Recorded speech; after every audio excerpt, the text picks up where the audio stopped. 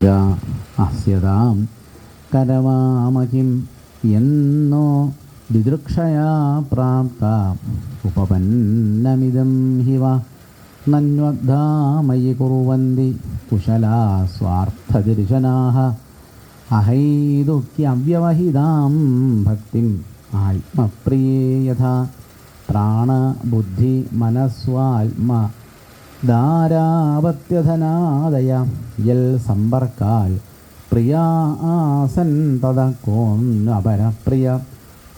സർവത്ര ഗോവിന്ദനാമസങ്കീർത്തനം. ഗോവിന്ദ ഗോവിന്ദ. ശ്രീകൃഷ്ണ ഭഗവാൻ പറയുന്ന വാക്കുകളൊക്കെ അമൃതമൊഴികളാണ് എന്നാണ് ഭാഗവതം വായിക്കുമ്പോൾ ആർക്കും മനസ്സിലാവുക. അമൃതമൊഴി എന്ന് പറഞ്ഞാൽ എന്താ? മൊഴി എന്ന് പറഞ്ഞാൽ വാക്കാണ്. അമൃതമൊഴി എന്ന് പറഞ്ഞാൽ എന്താ? വാക്കുകളൊക്കെ അമൃത പോലെ ആയി തീരുമ്പോഴാണ് ആ വാക്കുകളെ എന്ത് പറയുക? അമൃതമൊഴികൾ എന്ന് പറയും. ശ്രീമദ് ഭാഗവതത്തിൽ ശ്രീകൃഷ്ണ ഭഗവാൻ പറയുന്ന നിരവധി വാക്കുകളുണ്ട്. ആ വാക്കുകളെല്ലാം തന്നെ എല്ലാ അർത്ഥത്തിലും അമൃതമൊഴികളാണ്. ഭഗവാൻ സംസാരിക്കുമ്പോൾ വാചാ പീയൂഷകൽപ്പയ എന്ന് പറയും ഭാഗവതം. പീയൂഷകൽപ്പയ വാച. നമ്മളാരും എന്ത് കേട്ടിട്ടില്ല? ശ്രീകൃഷ്ണ ഭഗവാന്റെ ശബ്ദം നമ്മളാരും കേട്ടിട്ടില്ല. അപ്പം നമുക്കറിയില്ല എങ്ങനെയാണ് ശ്രീകൃഷ്ണ ഭഗവാന്റെ ശബ്ദമെന്ന് ചോദിച്ചാൽ പരിചയമില്ലാത്തതുകൊണ്ട് നമുക്ക് കേട്ട് പരിചയമില്ല നമുക്കൊന്നും. അപ്പോൾ നമുക്കറിയില്ല എങ്ങനെയാണ് ശ്രീകൃഷ്ണ ഭഗവാന്റെ ശബ്ദം. ഇപ്പം നമ്മുടെ അമ്മയുടെ ശബ്ദം, അച്ഛൻ്റെ ശബ്ദം, പരിചയമുള്ളവരുടെ ശബ്ദമൊക്കെ നമുക്കറിയാം. പക്ഷേ ഭഗവാന്റെ ശബ്ദം എങ്ങനെയാണെന്ന് ചോദിച്ചാൽ നമുക്കൊന്നും അറിയില്ല. ശ്രീമദ് ഭാഗവതം പറയുന്നു വാച പീയൂഷകൽപ്പയ. കൽപ്പശബ്ദത്തിന് തുല്യം എന്നാണ് അർത്ഥം സംസ്കൃതത്തിൽ. അപ്പോൾ പീയൂഷകൽപ്പയ എന്ന് പറഞ്ഞാൽ എന്താ അർത്ഥം? ഭഗവാൻ ആരോട് സംസാരിക്കുമ്പോഴും അതാരോ ആവട്ടെ, തൻ്റെ കൂട്ടുകാരാവട്ടെ, അമ്മയാവട്ടെ, ഗോപികമാരാവട്ടെ, പശുക്കളാവട്ടെ, പശുക്കളോടൊക്കെ ഭഗവാൻ സംസാരിക്കും. ഭഗവാൻ ആരോട് സംസാരിക്കുമ്പോഴും ആ സംസാരിക്കുന്ന ആ വാക്കുകൾ പീയൂഷകൽപ്പയ, അമൃത് പോലെയുള്ള വാക്കുകളാണ്. അതെന്താ അങ്ങനെ അമൃതാവാൻ കാരണം? നമ്മൾ വേദങ്ങളിലേക്ക് ഒന്ന് തിരിഞ്ഞാൽ നമുക്ക് മനസ്സിലാവും എല്ലാ വേദങ്ങളും ഉണ്ടായത് ഭഗവാനിൽ നിന്നാണ്. ശ്രീകൃഷ്ണ ഭഗവാൻ വേദസ്വരൂപിയാണ്. ഈ ശ്രീമദ് ഭാഗവതം മുഴുവനും സർവവേദാന്തസാരം ഹി ശ്രീഭാഗവതമിഷ്യതേ തദ്രസാമൃതതൃപ്തസ്യ നാന്യത്ര സ്യാൽ രതിക്വചിൽ. തദ്രസാമൃതതൃപ്തസ്യ. ശ്രീമദ് ഭാഗവതത്തിൻ്റെ രസം ആരാണോ അറിയുന്നത്, ശ്രദ്ധിച്ച് കേൾക്കണേ. തദ്രസാമൃതതൃപ്തസ്യ നാന്യത്ര സ്യാൽ രതിക്വചിൽ. ശ്രീമദ് ഭാഗവതത്തിൻ്റെ രസം ആരാണോ അറിയുന്നത് അത് അമൃതരസമാണ്. അതിൻ്റെ അമൃതരസം അറിഞ്ഞു കഴിഞ്ഞാൽ പിന്നെ ന അന്യത്ര സ്യാത് രതിഹി ക്വചിൽ.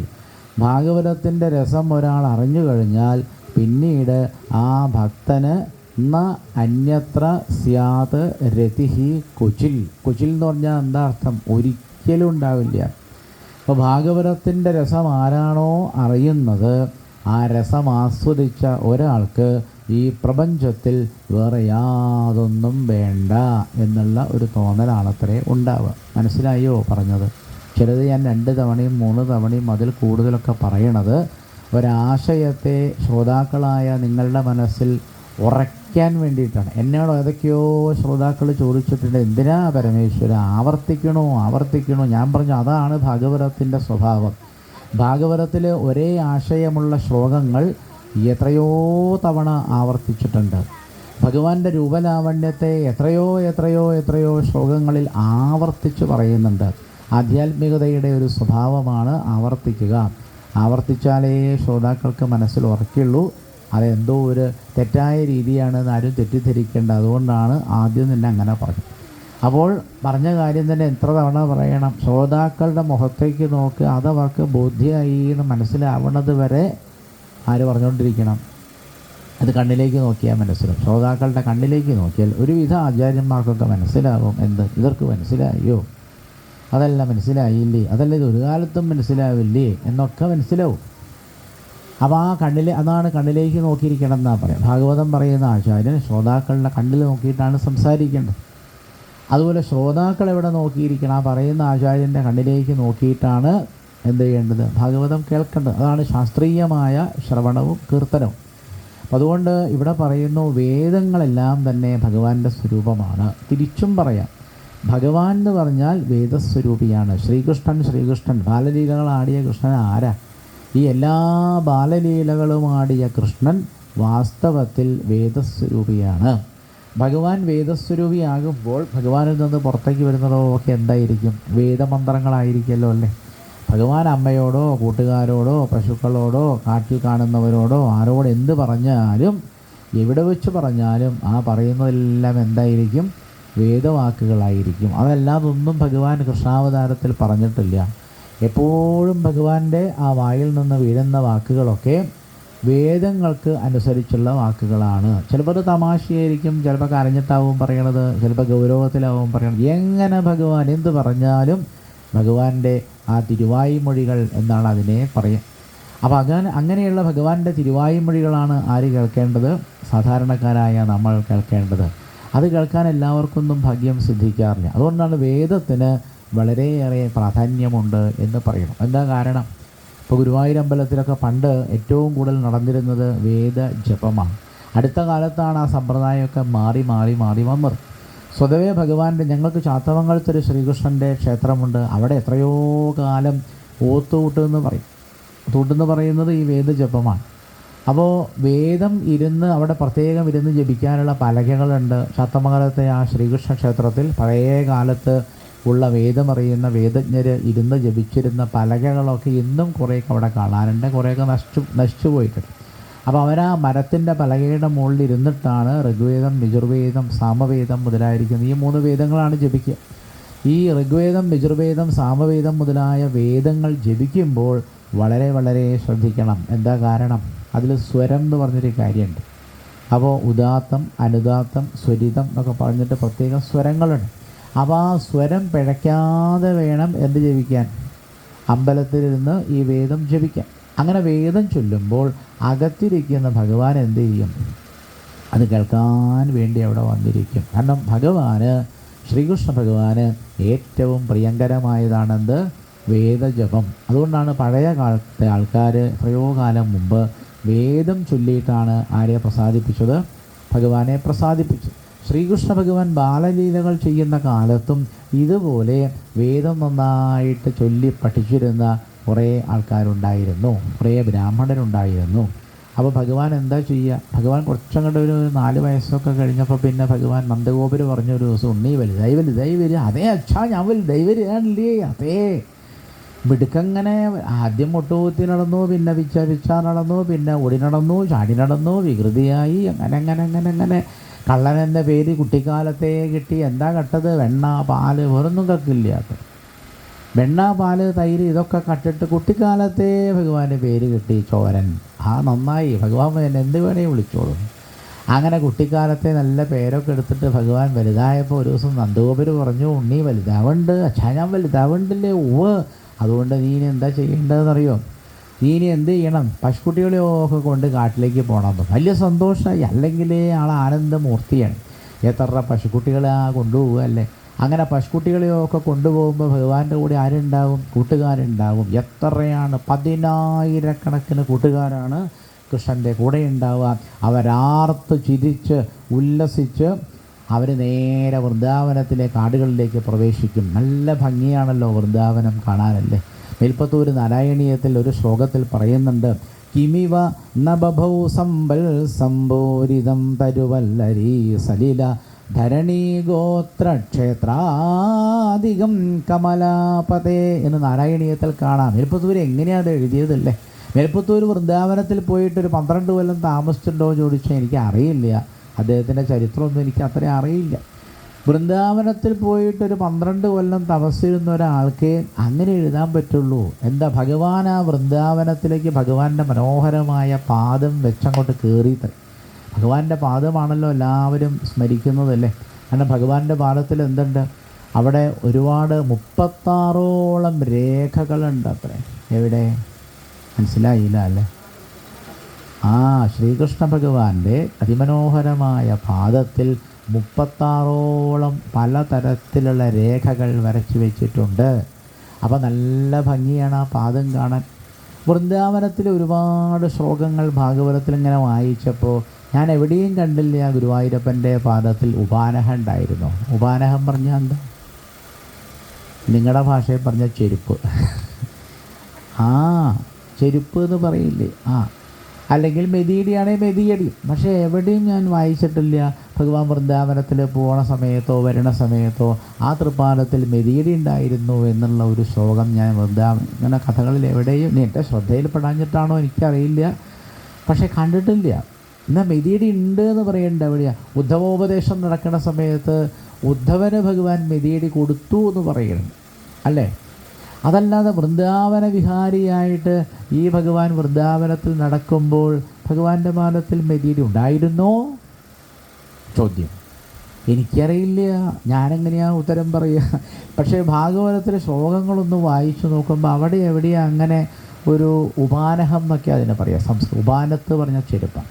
അപ്പോൾ അങ്ങനെയുള്ള കാലിനെ ത്രാണൻ അല്ലെ പാദത്രാണം എന്ന് പറയാം. അതിന് ഷൂസിനൊക്കെ എന്ത് പറയാം? പാദത്രാണം ഒക്കെ പറയാം. പക്ഷെ അങ്ങനെയുള്ള പദങ്ങളൊന്നും ഭാഗവതം കുറേ കാലം വായിച്ചിട്ടും എൻ്റെ ശ്രദ്ധയിൽ പെട്ടിട്ടില്ല. അതുകൊണ്ടില്ല എന്ന് പറയാൻ പറ്റില്ല കേട്ടോ.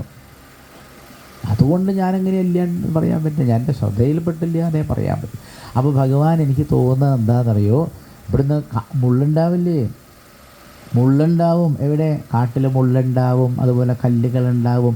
ഗോപികമാരൊരു ദിവസം കൃഷ്ണനോട് പറഞ്ഞു. എന്താ പറഞ്ഞതെന്നറിയോ? അട്ടത്തിയത് ഭവാനന്യകാനനം ത്രുഡിയുഗായതേ ത്വാമപശ്യതാം. എന്താ അർത്ഥം എന്ന് മനസ്സിലായോ? അട്ടത്തി യത് ഭവാൻ അന്ഹി കാനനം. അന്ഹി പറഞ്ഞാൽ എന്താ അർത്ഥം? പകൽ സമയത്ത് എന്നർത്ഥം. ഭഗവാൻ വൃന്ദാവനത്തിൽ രാത്രി സഞ്ചരിക്കാൻ പതിവില്ല അത്ര. ഇപ്പോൾ ശ്രദ്ധിച്ചോളൂ, വൃന്ദാവനത്തിൽ ഈ ശ്രീകൃഷ്ണനും ബലരാമനും കൂട്ടുകാരൊന്നും രാത്രി സഞ്ചരിക്കുക പതിവില്ല. പിന്നെ എപ്പോഴാണ് സഞ്ചരിക്കുക? അട്ടത്തിയൽ ഭവാൻ അന്ഹികാനനം. അന്ഹി പറഞ്ഞാൽ പകൽ സമയം എന്നർത്ഥം. അപ്പോൾ അതിരാവിലെ ഈ കൃഷ്ണനും കൂട്ടുകാരും എല്ലാവരും കൂടി പശുക്കുട്ടികളെയും കൊണ്ട് നേരെ കാട്ടിലേക്ക് പോകും. പകൽ സമയത്തൊക്കെ കാട്ടിലാണ്. വൈകുന്നേരം ഏകദേശം ഒരു 4 മണിയായാൽ ഈ പശുക്കുട്ടികളെയൊക്കെ തെളിച്ചു തിരിച്ചു വരും. അപ്പോൾ ഗോപികമാരിങ്ങനെ കാത്തിരിക്കും. ഗോപികമാരെവിടെ കാത്തിരിക്കും? അവരുടെ വീടുകളിൽ കാത്തിരിക്കുക.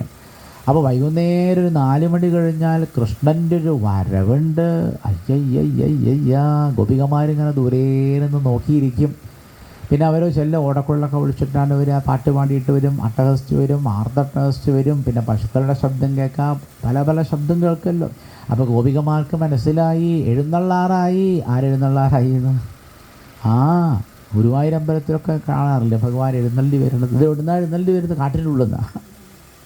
കാട്ടിൻ്റെ ഉള്ളിൽ നിന്നാണ് ഈ കിശോരന്മാരെല്ലാവരും കൂടി ഇങ്ങനെ എഴുന്നള്ളി വരുമ്പോൾ ഗോപികമാർ ആ വീടിൻ്റെ മുറ്റത്തും തന്നെ കാത്തിരിക്കുക. എന്തൊരു രസമാണ്! അല്ലെങ്കിലേ ഭഗവാനെ കാണാൻ നല്ല രസമാണ്. വൈകുന്നേരം ആകുമ്പോൾ പൊടിക്കുട്ടനായിട്ടാണ് വരിക. എന്ത് കൂട്ടനാതിരി പൊടിക്കുട്ടൻ. എന്താ പൊടിക്കുട്ടൻ പറഞ്ഞാൽ? ആ വൃന്ദാവനത്തിലുള്ള പൊടി മുഴുവൻ ആ തിരുമേനിയിൽ അവിടെയും ഇവിടെയൊക്കെ ആക്കി യശോദ രാവിലെ നല്ല ഒന്നാന്തരം ഉടുപ്പൊക്കെ അടിച്ചാൽ കൊടുത്തയക്കുക അല്ലേ? ഇവിടെ വരുമ്പോഴേക്കും മുഴുവനും ചളിയും പൊടിയും തല കുത്തി മറിയുകയാണ് അവിടെ കിടന്നിട്ട്. എന്നാലും എന്തൊരു ഭംഗിയാണ്! അതാണ് പണ്ടാരോ പറഞ്ഞു, ഉണ്ണി നടന്ന ഭംഗി, ഇരുന്ന ഭംഗി, കരഞ്ഞ ഭംഗി, എന്ത് കാണിച്ചാലും ഭംഗിയാണ്. അപ്പം അങ്ങനെ മേല് നിറച്ച് പൊടിയായിട്ടൊരു വരവുണ്ട്. വേർത്ത് കുളിച്ചിട്ടുണ്ടാവും. ബലരാമനോടും ഓട്ട മത്സരമാണോ തോന്നുന്നുണ്ടാൽ ബലരാമൻ അങ്ങനെ ഓടുന്ന സമയത്ത് കൃഷ്ണൻ എന്ത് ചെയ്യും? ബലരാമേട്ടൻ്റെ മുമ്പിലെത്താൻ വേണ്ടി പിന്നാലെ വന്നിട്ട് ആരാ മുമ്പിൽ നിന്നുള്ള മട്ടിൽ അത്ര വേഗത്തിലാണ് വരണത്. എന്തിനാണെന്നറിയോ? അമ്മയെ കാണാൻ വരിക. അപ്പോൾ ഗോപികമാരെന്ത് ചെയ്യും? അട്ടത്തിയൽ ഭവാനന്ഹികാനനം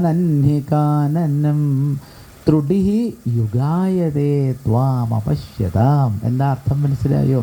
പകൽ സമയത്ത് ഗോപികമാർക്ക് ആരെയും കാണാൻ പറ്റില്ല, കൃഷ്ണനെ കാണാൻ പറ്റില്ല. രാവിലെ നേരത്തെ പശുക്കുട്ടികളെയും കൊണ്ട് കാട്ടിലേക്ക് പോവില്ലേ?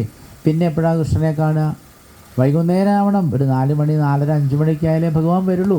അപ്പോൾ രാവിലെ തൊട്ട് വൈകുന്നേരം വരെ ഈ ഗോപികമാർക്ക് ആരെ കാണാൻ പറ്റില്ല? അവർ വീട്ടിലിരുന്ന് പല ജോലിയും ചെയ്യുമ്പോൾ കാട്ടിൽ പോയ കൃഷ്ണനെ കാണാൻ പറ്റില്ലല്ലോ. അപ്പോൾ ത്രുഡിഹി യുഗായതേ, ഗോപികമാർ പറയാം, കൃഷ്ണ നിന്നെ കാണാതെ ഞങ്ങൾ വീട്ടിലിരിക്കുന്ന ഒരു ചെറിയ നിമിഷം, അതാണ് ത്രുടി. ത്രുടി പറഞ്ഞാൽ വളരെ ചെറിയ നിമിഷം. കൃഷ്ണനെ കാണാതെ വീട്ടിലിരിക്കുന്ന ആ ചെറിയ ഒരു നിമിഷം കണ്ണ് ഞങ്ങൾക്ക് യുഗായതേ. സംസ്കൃതത്തിൽ പ്രത്യേക ഒരു പദപ്രയോഗമാണ് യുഗായതേ എന്ന് പറഞ്ഞു. ആ ഒരു ചെറിയ നിമിഷം ഞങ്ങൾക്ക് ഒരു യുഗം പോലെയാണ്. അപ്പം രാവിലെ കാത്തിരിക്കുന്ന ഗോപികമാർ ഒരു ത്രുടി യുഗമാണേ, കണക്കാണ്, നല്ലോണം കൂട്ടിക്കോളും. ഒരു ത്രുടി പറഞ്ഞാൽ വളരെ ചെറിയ സമയമാണ്. ആ ഒരു ത്രുടി ഈ ഗോപികമാർക്കൊരു യുഗമാണെങ്കിൽ രാവിലെ കൃഷ്ണൻ പശുക്കുട്ടലെയും കൊണ്ട് പുറപ്പെട്ടാൽ ആ ത്രുടി തുടങ്ങുമല്ലോ അല്ലേ. പിന്നെ ഒരുപാട് ത്രുടികളില്ലേ. വൈകുന്നേരം 5 മണിയാകുമ്പോഴേക്ക് എത്ര ത്രുടി കഴിയും ഈശ്വര, ഒരുപാട് ത്രുടികൾ കഴിയില്ലേ. അപ്പം എത്രയോ എത്രയോ എത്രയോ എത്രയോ യുഗങ്ങളാണ് കഴിയണത് ആർക്ക്? ഗോപികമാർക്ക്. അവരെത്രയോ യുഗങ്ങൾ കഴിഞ്ഞിട്ടാണ് വൈകുന്നേരം ഒരു 5 മണിയാകുമ്പം ആരെയെ കാണുന്നത്? ഭഗവാനെ കാണാം. അപ്പോൾ ഗോപികമാരെന്താ ചെയ്യുകയെന്നറിയോ? ഗോപികമാർ ഭഗവാനെ കാണണം കാണണം കാണണം കാണണം. ഞാൻ പറഞ്ഞില്ലേ, ഭാഗവതം കേൾക്കുമ്പോൾ ഇനി നിങ്ങൾ എന്ത് മനസ്സിലാക്കിയില്ലെങ്കിലും എന്തുമാത്രം മനസ്സിലാക്കിയാൽ മതി? ദിദൃക്ഷ എന്നുള്ള ഒരു പദം മാത്രം മനസ്സിലാക്കിയാൽ മതി. ദിദൃക്ഷ പറഞ്ഞാൽ എന്താ? ഇന്നലെ പറഞ്ഞോ, മിനിയാന്ന് പറഞ്ഞോ, നാളെയും പറയും, സപ്താഹം കഴിയുമ്പോഴും പറയും, കഴിഞ്ഞാലും പറയും. ഇനി നിങ്ങൾ എന്നെ 12 കൊല്ലം ഇവിടെ വായനയ്ക്ക് വിളിച്ചാൽ വിളിക്കുമെന്നറിയില്ല, എല്ലാ കൊല്ലം ഞാനിത് തന്നെയാണ് പറഞ്ഞുകൊണ്ടിരിക്കുക. ദിദൃക്ഷ എന്ന് പറഞ്ഞാൽ എന്താ? ഭഗവാനെ കാണണം കാണണം കാണണം എന്നുള്ള വിചാരം. അപ്പോൾ ഗോപികമാർ പകൽ മുഴുവൻ ഭഗവാനെ കാണാതെ ഭഗവാനെ കാണണമെന്ന് വിചാരിച്ചിങ്ങനെ കാത്തിരിക്കുമ്പോഴാണ് ആരുടെ വരവ്? എത്ര യുഗങ്ങളാണ് കഴിഞ്ഞതല്ലേ. വാസ്തവത്തിൽ യുഗങ്ങളൊന്നും കഴിഞ്ഞിട്ടില്ല. വാസ്തവത്തിൽ രാവിലെ തൊട്ട് വൈകുന്നേരം വരെയുള്ള സമയമായിട്ട്. പക്ഷേ ഗോപികമാർ പറയണത് എന്താ? കണ്ണനെ കാണാതിരിക്കുന്ന ത്രുടിഹി യുഗായതേ ത്വാം അപശ്യതാം. ഇതാണ് ഭക്തി എന്ന് പറഞ്ഞാൽ. ഇതാണ് ശരിയായ ഭക്തി. ഭഗവാനെ കാണാതിരിക്കുന്ന, ഭഗവാനെ സ്മരിക്കാതിരിക്കുന്ന ഒരു നിമിഷമെന്ന് പറഞ്ഞാൽ ത്വാം അപശ്യതാം. ഭഗവാനെ കാണാതിരിക്കുന്നൊരു നിമിഷം എന്താവണം? യുഗം പോലെ തോന്നണം എന്നാണ്. അപ്പോൾ ഗോപികമാരൊക്കെ പിന്നെ വന്നു കഴിഞ്ഞാൽ പിന്നെ അവിടെ എന്തൊരു ബഹള. പിന്നെ കുളിപ്പിക്കേണ്ടവരൊക്കെ എന്താ ഞാനൊരു പദം പ്രയോഗിച്ചത്? പൊടിക്കുട്ടൻ. അങ്ങനെ ഇരിക്കട്ടെ. അപ്പോൾ ഈ ഒരു പൊടിക്കുട്ടനൊന്നുമല്ല, എത്ര എത്ര എത്ര കുട്ടികളല്ലേ ഈ പൊടിക്കുട്ടന്മാരെയൊക്കെ. വികൃതി പറഞ്ഞാൽ അമ്മാതിരി വികൃതിയാണ്. ഇവരെ മുഴുവൻ കുളിപ്പിക്കണം, അത് കഴിഞ്ഞ് നല്ല നല്ല വസ്ത്രങ്ങളൊക്കെ അണിയിക്കണം, അത് കഴിഞ്ഞാൽ പിന്നെ അവർക്ക് ഭക്ഷണമൊക്കെ കൊടുക്കണ്ടേ. പിന്നെ വൈകുന്നേരം വരെ ഇരുന്നല്ലേ നല്ല ഭക്ഷണമൊക്കെ കൊടുക്കും. അപ്പോഴേക്കും നേരെ സന്ധ്യയാവും. സന്ധ്യകളായാൽ കഴിഞ്ഞാൽ പിന്നെ എല്ലാവരും കൂടി എന്താ ചെയ്യുക? അവർ തുടങ്ങുക ഈ ഭഗവതി സേവ. അവിടെ എന്നും ഭഗവതി സേവയാത്രേ. എവിടെ? നന്ദഗോപുരം. ഉണ്ണി, നന്ദഗോപുരം വിളിച്ചു, ഉണ്ണി വരൂ നമസ്കരിക്കൂ. ആരെ? കാളിയനെ. ഭഗവാൻ ചോദിച്ചു, എങ്ങനെ അനിയത്തിയെ നമസ്കരിക്കാൻ പറ്റുമോ? കൃഷ്ണൻ്റെ അനിയത്തിയാണ് ആര്? കാളി. കൃഷ്ണൻ ഉണ്ടായിട്ട് കുറച്ച് കഴിഞ്ഞിട്ടാണല്ലോ ആരുണ്ടായത്? ഈ കാളിയമ്മ ഉണ്ടായതല്ലേ. നന്ദഗോപുരം പറഞ്ഞു, ഉണ്ണി വരൂ നമസ്കരിച്ചോളൂ.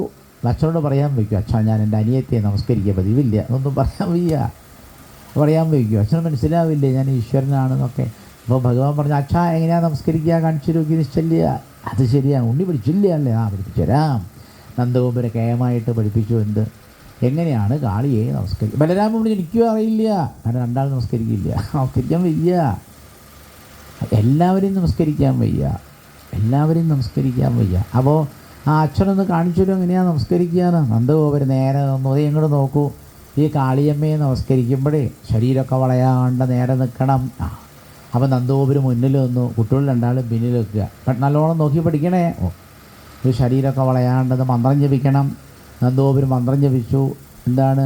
കാളി കാളി മഹാകാളി ഭദ്രകാളി നമോസ്തുതേ കുലം ച കുലധർമ്മം ച മാം ച പാലയ പാലയ. നന്ദഗോപുരം ഒറ്റ നമസ്കാരം.